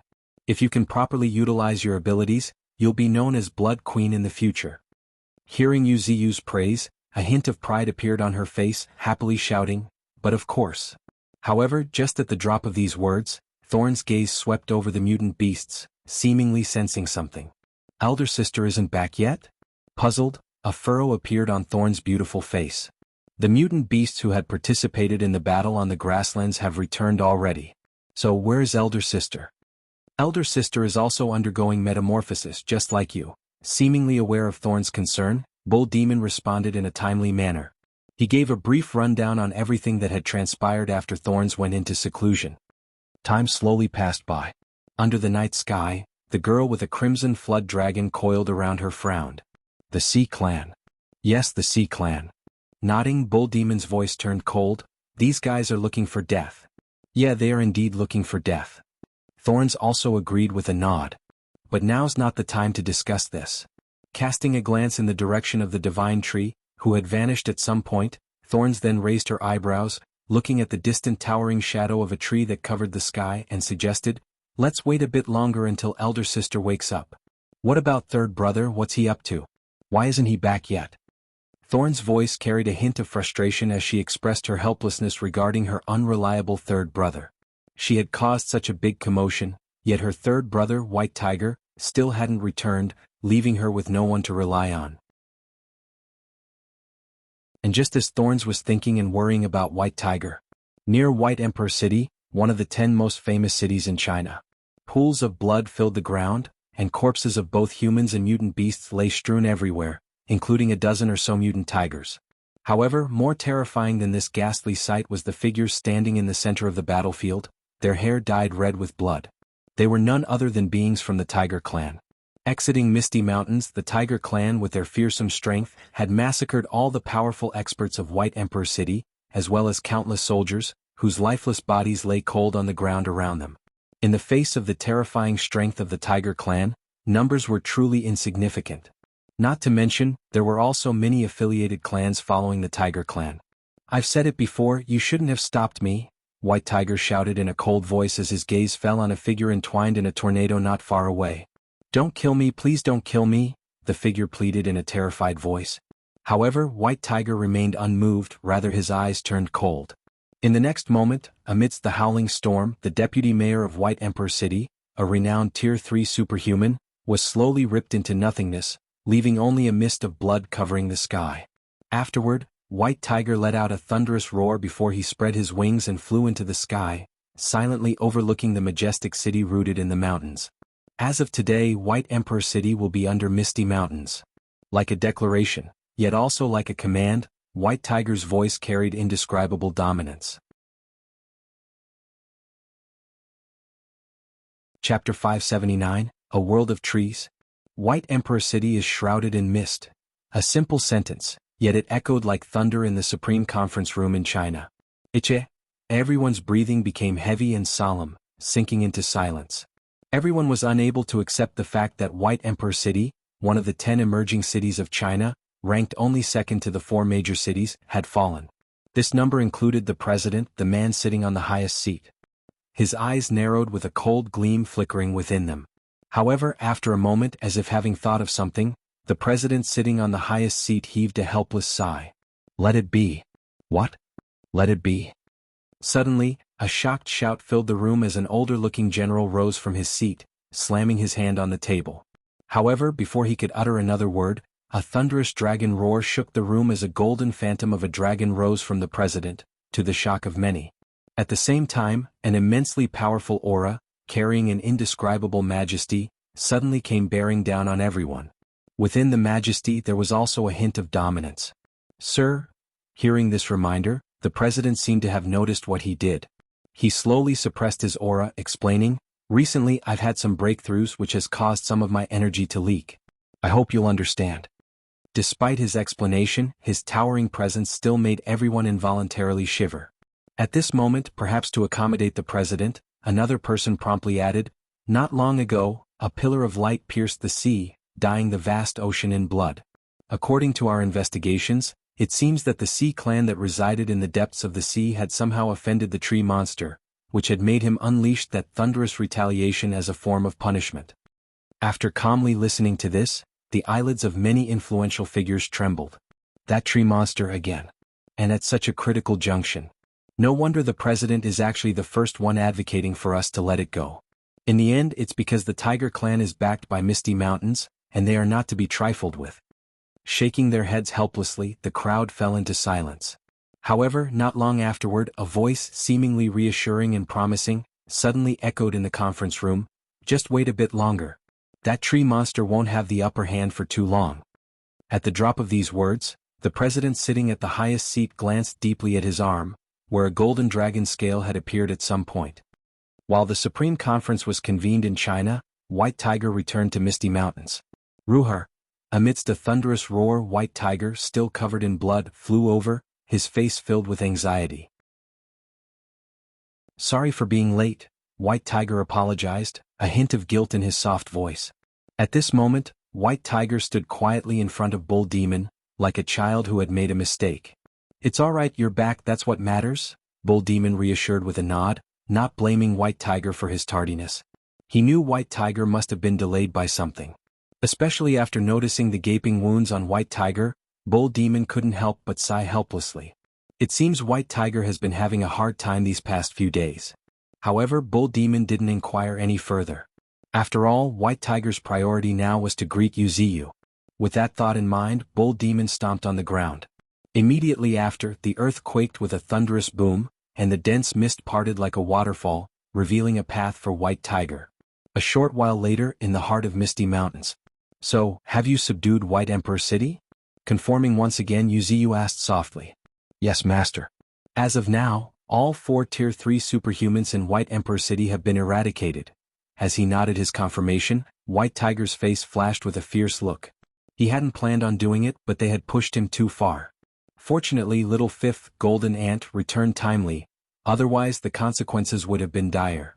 With that thought in mind, White Tiger ferociously stated, "I regret not killing them earlier. I almost missed the big event." "It's all right." Waving his hand, Yuziyu signaled for White Tiger not to blame himself. Then he briefly explained what he had been concerned about all along. While he couldn't guarantee that every core force would be safe, the safety of the majority could still be ensured. Especially in battles like the one on the grasslands, which involved many core combatants of Misty Mountains, Yuziyu's primary concern was their safety, and he would naturally ensure it. After a while, with the conversation over, Yuziyu gestured for White Tiger to leave. "I've met with everyone I needed to meet. The rest is up to them. Whether they want to settle things peacefully or go to war, it's entirely up to them to discuss. For now, I'll focus on my cultivation as usual." Yuziyu's lips curled up. His half a month of cultivation had indeed yielded fruitful results. Now, his spiritual energy accumulation had reached 40 million. What did having 40 million spiritual energy signified? In an era where even the emperors of the world were rare, 40 million spiritual energy was enough to dominate everything. As a matter of fact, Yuziyu could crush most powerhouses with just his spiritual energy alone. Even if some individuals with strange and unusual innate talents managed to survive somehow, Yuziyu could instantly strike them down using his abilities. This was a testament of how formidable Yuziyu was now. Nonetheless, such strength was only temporary. The third spiritual energy tide would eventually arrive, and by then, powerhouses would emerge one after another like mushrooms after rain. Perhaps it might be as Golden Monkey had said, the third spiritual energy tide will completely break the shackles. If so, naturally disaster class, Tier 4 transcendents would likely emerge one after another. Of course, even if many Tier 4 transcendents were born, it wouldn't be to the point where they were everywhere. After all, Tier 4 transcendents, natural disaster class powerhouses were formidable even in the previous era, strong enough to influence a vast expanse of land alone. The deeper the accumulation, the more terrifying the influence they could enforce. Some peak Tier 4 transcendents could even create an ecosystem with themselves as the apex. What did this imply? Still, Yuziyu had already reached this step. Heaving a long, deep breath, Yuziyu slowly raised his gaze. The next moment, one willow-like plant after another rose from the ground at a pace visible to the naked eyes, each one seemingly reaching the sky. These willow trees were inconspicuous in the misty forest of ancient trees, but each one was like a king, causing every ancient tree to retreat. No tree dared to cover them with their branches, and no tree dared to vie for a piece of land with them. All of this was because they were all born because of Yuziyu. It could be said that they were Yuziyu's kin, or one could say they were Yuziyu's subjects. Compared to other plants, thanks to Yuziyu's influence, they had a greater chance of gaining sentience and had an easier time cultivating. The entire planet would slowly transform, becoming more suitable for their growth. And after thousands, even tens of thousands of years, a world belonging solely to Yuziyu would be born. It would be the world of trees, a true forest of ancient trees, obscuring the entire world. Unfortunately, that was not the world Yuziyu wanted. Even if he could do so, he would not. Besides, building such a world would take far too long, and the other experts wouldn't give Yuziyu such an opportunity. After all, a world belonging to him meant that it would never belong to anyone else. Cultivation wasn't just about fighting against heaven and earth. It was also fighting against others, which was even more crucial. Chapter 580, The Divine Tree of Myths and Legends. Fighting against the others? Whispering, Yuziyu was filled with anticipation, wondering who would truly rise up to contend with him. Will it be the mysterious demonic phoenix hidden deep within the continent, or the void creatures secretly watching from depths of space? Perhaps the 3 legendary prodigies from America across the ocean, Master of Magnetism, Watchman, or the ever-elusive hero of Thousand Faces, whom we have not been able to gather any information on. Of course, I can't forget the others. The King of Knights and Great Magician of Great Britain cannot be ignored either. Even the kings among the mutant beasts shouldn't be ignored. All of them had the potential to reach Tier 4. Although there's still a huge gap between them and me, if they seize the opportunity during the third spiritual energy tide, perhaps they might have a chance to contend with me. However, it was only to the level of contending, nothing more. In the eyes of the public, he would let them have some prestige, but in secret, if they were too presumptuous, Wuxia wouldn't mind giving them a slap. Compared to these individuals, Wuxia had made too many preparations for the third spiritual energy tide. These preparations were enough for Wuxia to undergo another metamorphosis, and even step into a realm they dared not imagine. However, this time, Wuxia had planned on keeping a low profile. Some modicum of hiding was necessary. After all, the entire continent was currently on edge because of his strength. There hadn't been many large-scale wars, as there was fear that they might inadvertently provoke him. As for other continents, there was nothing much to add regarding Australia. As the paradise of mutant beasts, Australia had already asserted its dominance during turbulent times, boasting 1 or 2 emperors of the world and nurturing many prodigies among the mutant beasts. Even the mighty golden ant was only ranked around 20th to 30th place in Australia. This spoke volumes for how terrifying it was. Of course, it was also due to the fact that golden ant rarely used the 5th stage strength boost. After all, it was a life-threatening move. If it was executed without protection, golden ant would be finished. It was only when he was chased by an emperor that golden ant played his final card. Fortunately, it scared off the emperor, which also helped golden ant make a name for himself.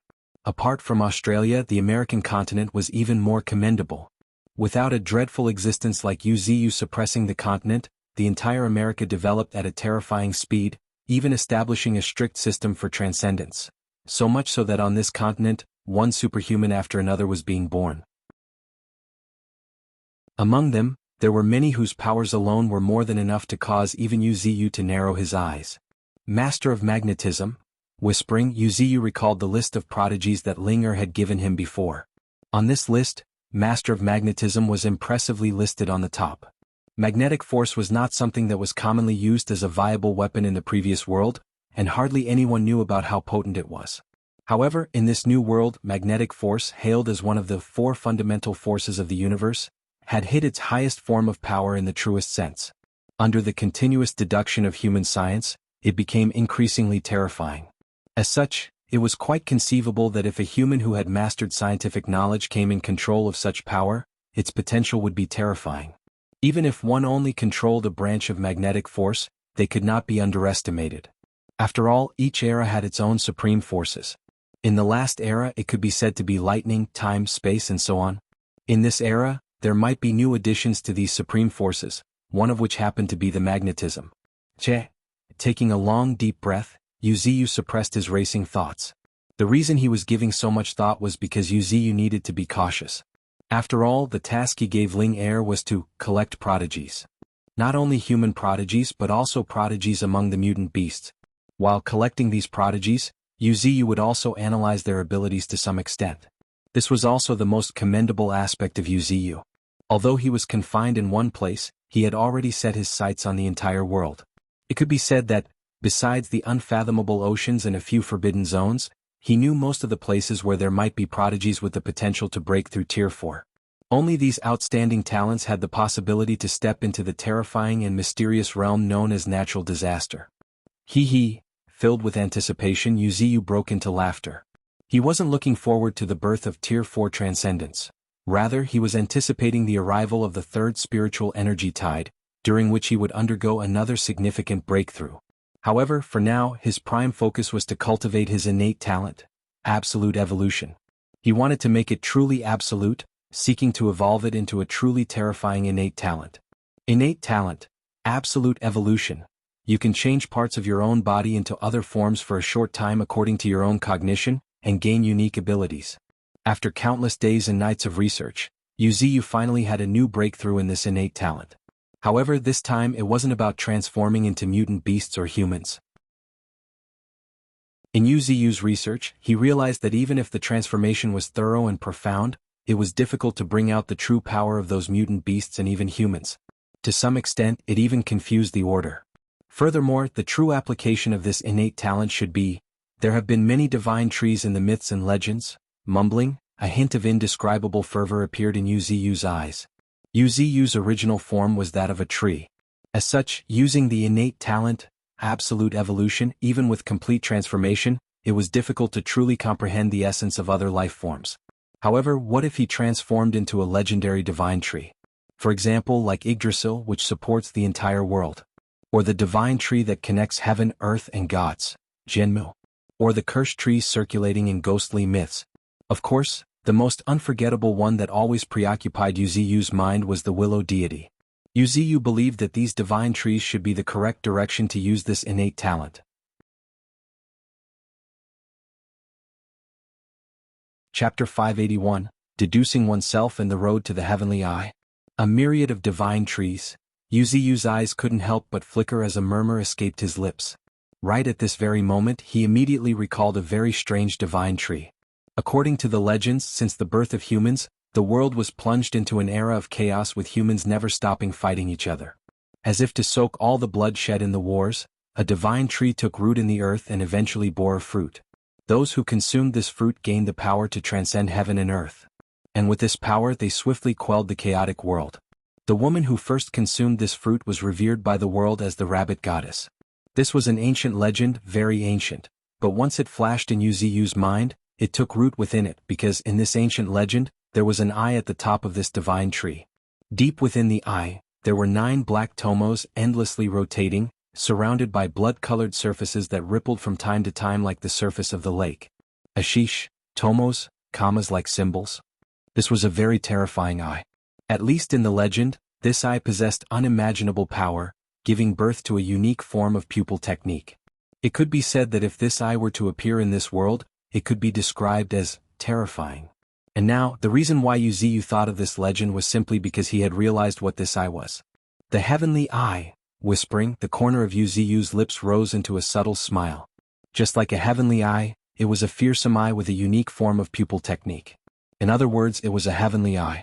Previously, Uziyu didn't have a specific concept of a divine tree opening the heavenly eye, but now things were completely different.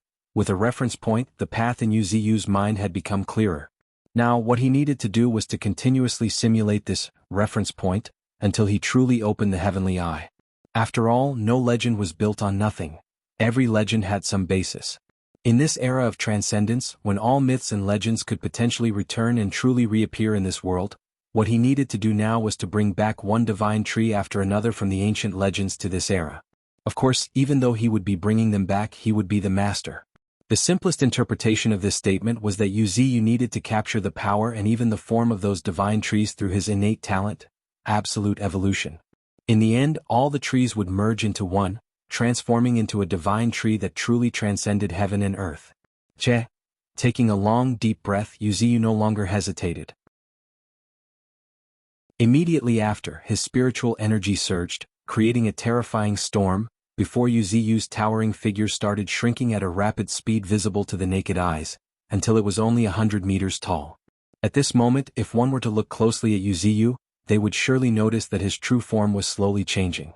It was not just the color or the spiritual energy that was changing, but rather it was his form that was undergoing tremendous changes. No branches, no leaves, only a large flower fruit at the top of the tree. Recalling the appearance of that divine tree, Uziyu began to slowly control his own transformation. This was just a change in form, one that was actively attempted by Uziyu. Once his form had reached 80 to 90% of the targeted form, Uziyu would then pursue the evolution of his internals as well as externals, until the internal and external had become one, and thus opening the heavenly eye. At that point, Uziyu would also be able to return to his original form. Simulating that divine tree was just a means, the ultimate goal was to open his own heavenly eye. With a clear goal in mind, Uziyu's mind slowly sank into his tree form, beginning the long deduction. At this moment, if someone were to pay attention to his status screen, they would notice Uziyu's evolution points being consumed at a frightening pace. Using pure deduction, it was impossible to tell when he could truly deduce the power of that divine tree that opened the heavenly eye. However, fortunately, Uziyu had evolution points. Evolution points weren't just for upgrading himself, they could be ingeniously used elsewhere. And now, Uziyu was using his evolution points for deduction, deducing the essence of the power of the divine tree that had opened the heavenly eye. What's wrong with Master? On a distant mountain peak, White Tiger cried out in alarm. His eyes widened in shock as he gazed at the strange tree under the night sky. It's still the same familiar aura, but the appearance has drastically changed.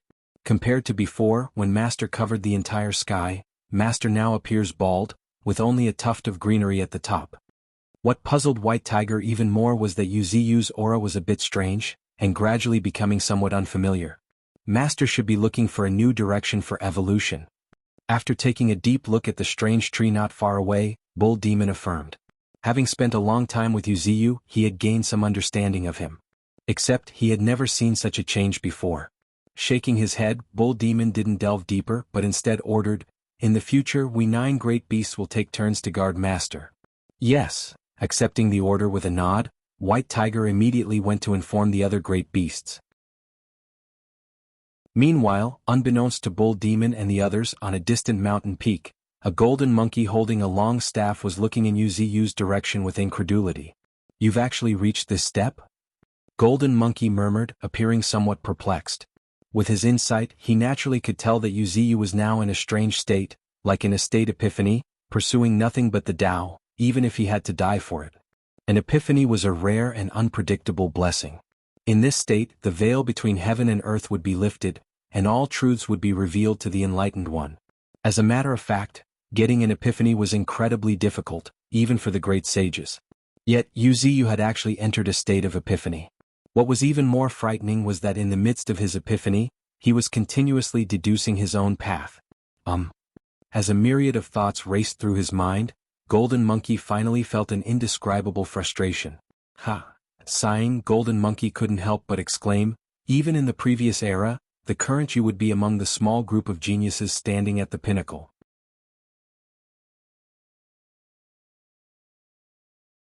Chapter 582 The Emperor of the World, Golden Monkey? Just at this moment, a voice suddenly echoed behind Golden Monkey, "Big brother, aha." Responding with a nod, Golden Monkey slowly turned around, where he saw a monkey with the height of an average human and 3 pairs of ears. His fur was also golden, but not as vibrant as Golden Monkey's. This was Oris, one of Yuziu's 3 amazing young beasts, while the other 2 were Lupin and Slytherin. These 3 young beasts were far more terrifying than other mutant beasts of the similar age. However, Yuziu always regarded them as the next generation, and had never used them as combatants. In fact, Oris was already a Tier 3 transcendent in the realm of Monarch.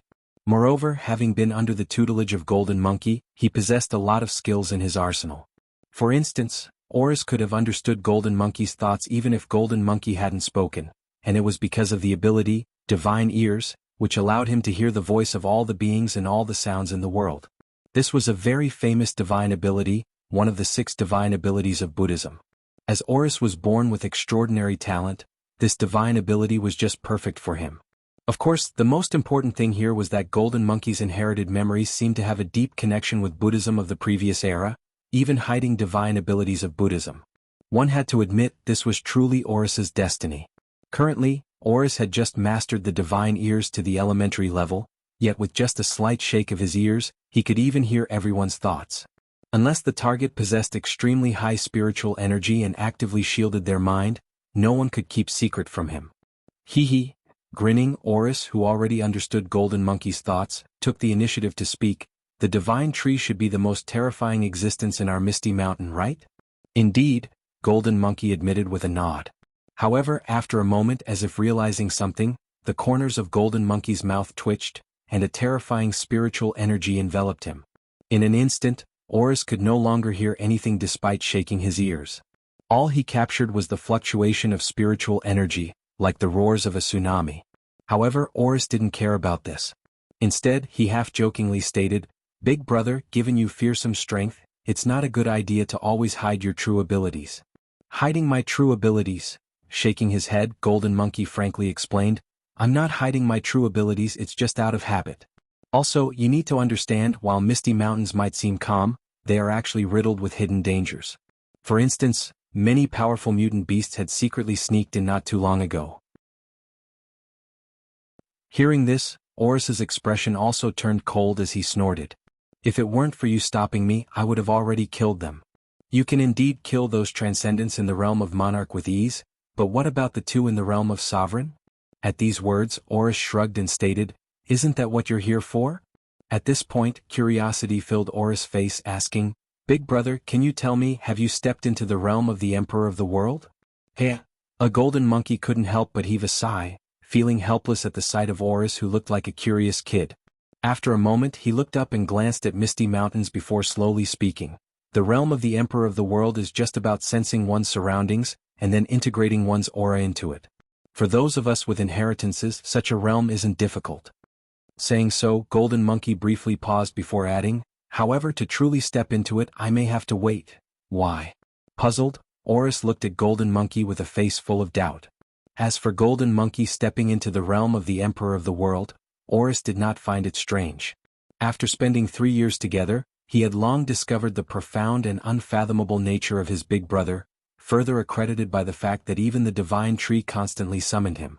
However, what he failed to understand, and even puzzled, was why his big brother did not reveal that he had already stepped into the realm of the Emperor of the World. Heaving another sigh, Golden Monkey patted Oris' head and explained, "A rare feat on his part.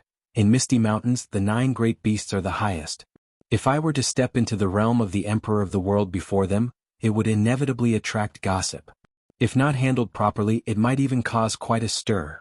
At this point, Golden Monkey glanced at the sky and added, "Also, you must remember, one must always have a hidden card. It's not only true for individuals but even for an organization. Existences like me are the hidden cards of Misty Mountains." Oris was slightly shocked by this revelation. "So, it's like this. Big brother is actually a hidden card." Murmuring in his heart, as Oris looked at the weathered face of his big brother, an inexplicable feeling washed over him. In a daze, the big brother, who was not much older than him, took the form of an elder, silently watching over this part of Misty Mountains from the shadows. However, just at this moment, Golden Monkey added with a laugh, "However, there's one thing you can rest assured about. The divine tree won't treat us unfairly. If it weren't for his covert care, our monkey clan wouldn't have developed so rapidly. Don't forget, you and I have never lacked resources for cultivation." Nodding, Oris also agreed with this point. Compared to many mutant beasts and even some core forces of Misty Mountains, their monkey clan was somewhat favored. However, this favoritism couldn't be brought to light. With a smirk, Oris looked towards the gradually transforming towering tree in the distance, his eyes flickering. An inexplicable awe filled his heart. The more he understood, the more he felt his own insignificance. This was the divine tree. An existence that made all the mutant beasts of Misty Mountains willingly submit to. It was not only because of his strength but also because of some things that were never mentioned. Meanwhile, Wuxia had no idea about the rare secret conversation between Golden Monkey and Oris. For him it was just a habit. The 9 great beasts were the cards open to the public, while secretly, he kept amassing one hidden card after another. It was just a habit, nothing more. In addition, Golden Monkey was indeed unfathomable compared to other mutant beasts, not because of his strength, but because of the countless inheritances he possessed. Those inheritances had provided Wuxia a lot of help.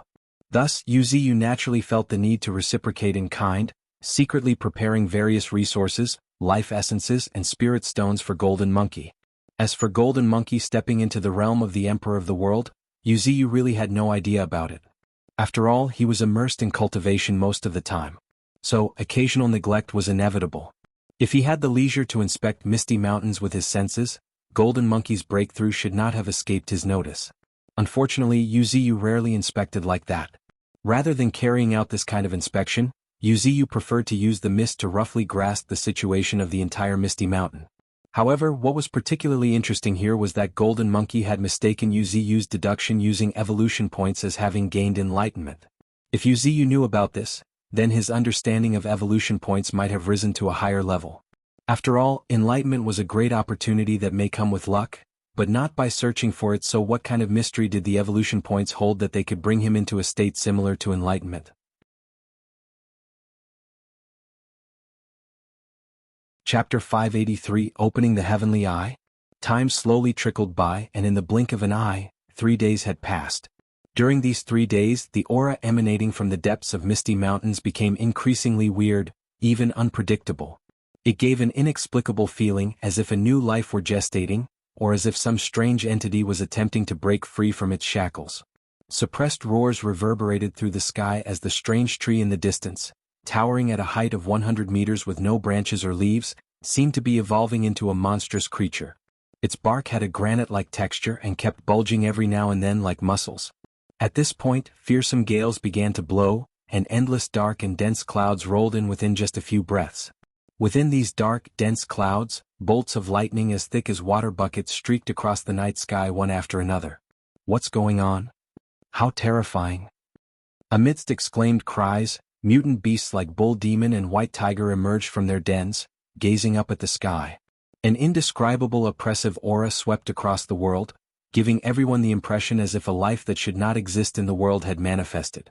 Because just at this moment, every mutant beast could sense a sense of rejection emanating from the endless dark clouds in the sky.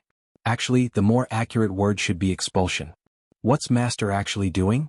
Narrowing her yes, nine tails cast a long deep gaze towards the enormous figure not far away, which looked like a monster. It was a highly unusual life form never seen before. It was grotesque and terrifying and seemed to have 10 tails. More importantly, it had a slit on its brow. Open. Suddenly, a thunderous shout, akin to a clap of thunder, shook the world. Visible to the naked eyes, the rolling sound waves transformed into a fearsome shockwave, surging straight towards the dark clouds in the sky.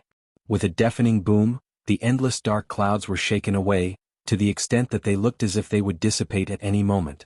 However, just a moment later, deafening claps of thunder reverberated across the sky as silver bolts of lightning streaked across the clouds. The next moment, they transformed into silver flood dragons before descending straight down on Wuxia in succession, illuminating the entire night sky with a brilliant white light. Yet despite such terrifying momentum, the grotesque monster remained as calm as ever. At this moment, if one were to look closely, they would notice that the slit at the center of the monster's brow seemed to be on the verge of opening, with a trickle of blood slowly oozing out from the corners. What's that?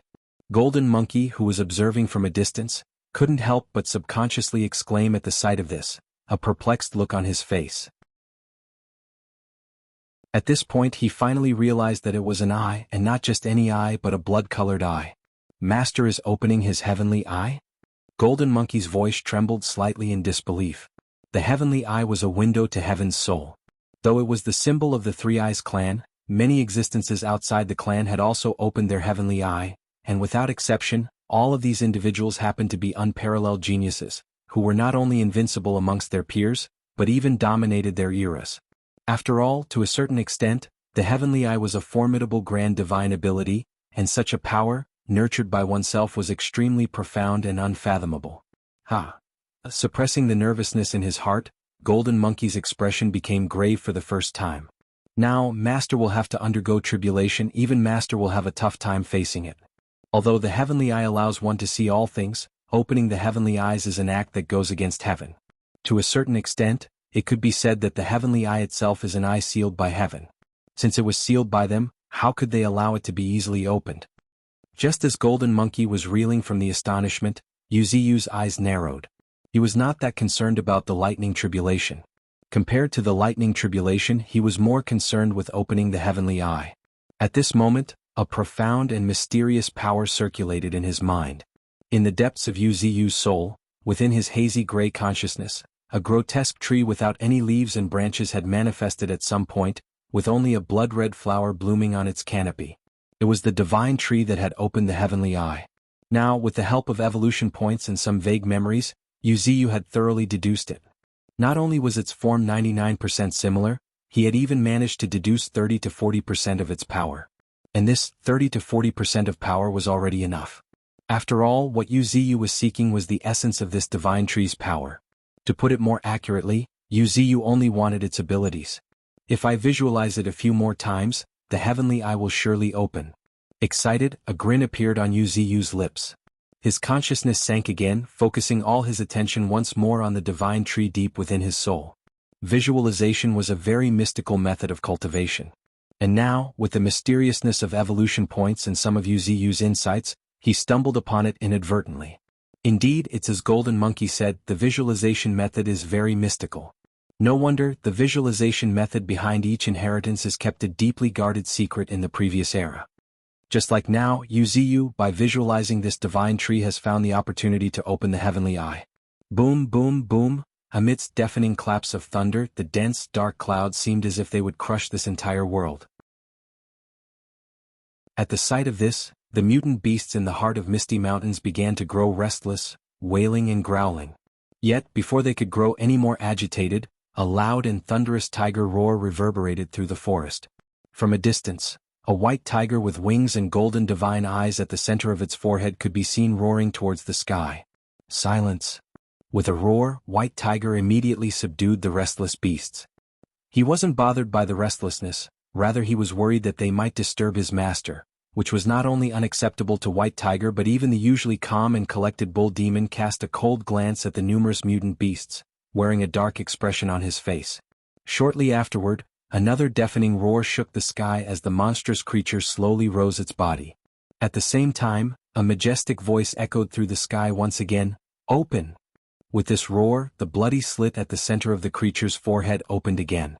However, before the numerous mutant beasts could react, a cracking sound, akin to something shattering, echoed, before blood-red light suddenly erupted from the center of the creature's forehead with a thunderous boom, dyeing everything red.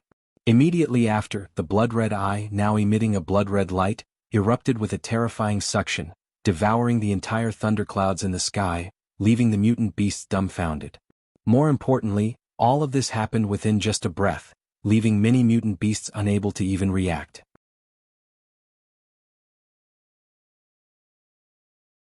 Chapter 584, Exclusive Divine Ability, The 9 Realms of Heaven? Master devoured the thunderclouds? Oh, let me process this. Everyone looked at each other in stupefaction. Not to mention ordinary mutant beasts, even top-tier ones like Bull Demon and White Tiger found it hard to accept. Things were different now. With cultivation, many mutant beasts gained a deeper understanding of this world. Naturally, they knew the terror of the lightning tribulation, especially since most of them were already at Tier 3 and were not far away from facing their own lightning tribulation, which only had a 10% survival rate in the previous era. Only by overcoming their lightning tribulation could they truly step into Tier 4. So, how could they not recognize lightning tribulation? However, now, just when every single one of them was reeling in fear at the sight of the lightning tribulation, it was actually devoured in an instant. With his mind in turmoil, White Tiger silently decided that when he broke through to Tier 4 in the future, he would ask Yuziyu to directly devour the lightning. That way there would be no need to undergo tribulation. Hee. Mischievously grinning, White Tiger felt a sense of pride in his cleverness. Only he could come up with such a solution. Of course, at this moment, White Tiger selectively ignored the dumbfounded gaze of Bull Demon, who was looking at him like he was an idiot. While everyone was reeling in shock, White Tiger, on the other hand, was grinning foolishly. It was no wonder Bull Demon was looking at White Tiger with an odd gaze. Meanwhile, adding to the astonishment of the mutant beasts, Yuziyu's figure also started changing slowly. Boom, boom, boom. Fearsome tremors rocked the ground as countless roots grew from Yuziyu once again, digging deeper into the ground incessantly. At the same time, his canopy continued to rise until it disappeared into the clouds. Returning to his original form was Yuziyu's top priority, because he had to ensure that his original body could retain the opened heavenly eye. Boom, boom, boom. Amidst the increasingly terrifying rumbling, an enormous tree that covered the sky and the sun once again stood tall in the depths of Misty Mountains. We pay our respects to the divine tree. We pay our respects to the divine tree. Respectful greetings of countless mutant beasts echoed one after another. Yuziyu returned the greeting with a slight nod, not paying it too much attention. Instead, he turned his gaze to a corner of his original body, specifically at the center of his trunk, where there was a blood-red slit resembling a closed eye, seemingly sleeping yet also waiting. As expected, it's still there. A bit excited and a bit joyed, Yuziyu finally breathed a sigh of relief. After so much planning, I finally managed to open my heavenly eye. With this in mind, Yuziyu's consciousness shifted, focusing on the blood-red slit. In a flash, slightly trembling, the blood-red slit slowly opened. At the same time, a strange perspective fell upon Yuziyu's mind. The whole world seemed clearer, even the colorful spiritual energy in the air became distinctly visible to Yuziyu. And this was not the end. Taking a deep breath, Yuziyu focused his attention on the peregrine falcon flying in the night sky. In a flash, with a deafening clap, Yuziyu seemed to have entered another world, where every movement was slowed down, to the point where he could clearly see every flap of the peregrine falcon's wings. So, this is the perspective of the heavenly eye. Yuziyu was shocked and amazed by the terrifying nature of the heavenly eye. With such an eye, who in the same tier can stand against me? More importantly, this heavenly eye possesses a dreadful divine ability of its own. Let's examine this eye. Shifting his perspective to a branch, Yuziyu began to inspect his own heavenly eye. It was a blood-red eye, with ripples gently undulating like the ones on the surface of a lake, appearing quite dynamic. And deep within the pupil, there were several different colored tomos swirling round. One was earthy yellow, representing the color of the earth, exuding a sense of heaviness. Another was silver, representing the color of lightning. Upon closer inspection, one could see arcs of electricity streaking around it. Apart from these two, there was also one blue exuding coldness, one crimson as if burning, and three of slightly dimmer colors. They were less conspicuous than the rest, but they were still there. One was purple, shimmering with a faint halo. It symbolized space. One was white, and exuded a sacrosanct and extraordinary aura, symbolizing light. And the last one was green and happened to be brimming with vitality. These seven formed a ring attracting each other, but constantly rotating in a certain pattern. Because I visualized that divine tree, is that why the appearance of my heavenly eye is somewhat similar? Yuziyu muttered his speculation. Aside from the different colored tomos, his heavenly eye was identical to the one he had envisioned. However, compared to that eye, Yuziyu's heavenly eye was more restrained and eerie. All of this was because the divine ability nurtured by Yuziyu's heavenly eye was a bit terrifying. The 9 realms of heaven. A whisper escaped Yuziyu's lips as his gaze fell upon the status screen. Heavenly eye divine ability. The 9 realms of heaven. You can freely weave space with the help of the divine ability obtained after opening the heavenly eye. Currently, it has pockets of earth, flame, ice, lightning, light, void, and vitality, each tomo corresponding to one. The vaster the pocket, the more terrifying the divine ability. Currently, except for the pocket of lightning, which has expanded to over 1,000 square meters because of devouring the thunderclouds and is still expanding at a terrifying rate. After finally going through it for a long time, Yuziyu withdrew his gaze. Deep within his eyes, astonishment was still lingering. This divine ability is terrifying. Murmuring, Yuziyu could feel his spiritual energy draining throughout his body. The pockets he nurtured were devouring his spiritual energy. However, just in an instant, before Yuziyu could do anything, with a deafening roar, waves of purer spiritual energy returned to Yuziyu's body. Through this exchange, although Yuziyu's hundreds of thousands of spiritual energy was reduced to tens of thousands, its purity had increased by a whole new level. This was another ability of Yuziyu's divine ability, the 9 realms of heaven, purifying the spiritual energy. Moreover, if Yuziyu had the opportunity to turn the pockets into worlds, once he could do that, he could let them continue to grow on their own. After all, only a true world could nurture spiritual energy. When these pockets grew into worlds, spiritual energy would naturally arise on its own. If that happens, it could be said that Yuziyu's spiritual energy would be endless, and more so, he could say he had his own world. Of course, that goal seemed a bit distant. At least, looking at the current situation with many pockets barely reaching 10 square meters, it was a truly far-off goal. Nevertheless, Yuziyu fell into contemplation. I guess my demand for resources has increased once again. You're tuning in to the Han Lee's Wuxia Adventures YouTube channel. We're so grateful for your support, and don't forget to subscribe to join us on this incredible journey through captivating stories. Your generosity through donations truly makes a world of difference, as it's the primary source of revenue that allows me to expand and enhance this channel for you. Thank you from the bottom of my heart for being a part of this adventure.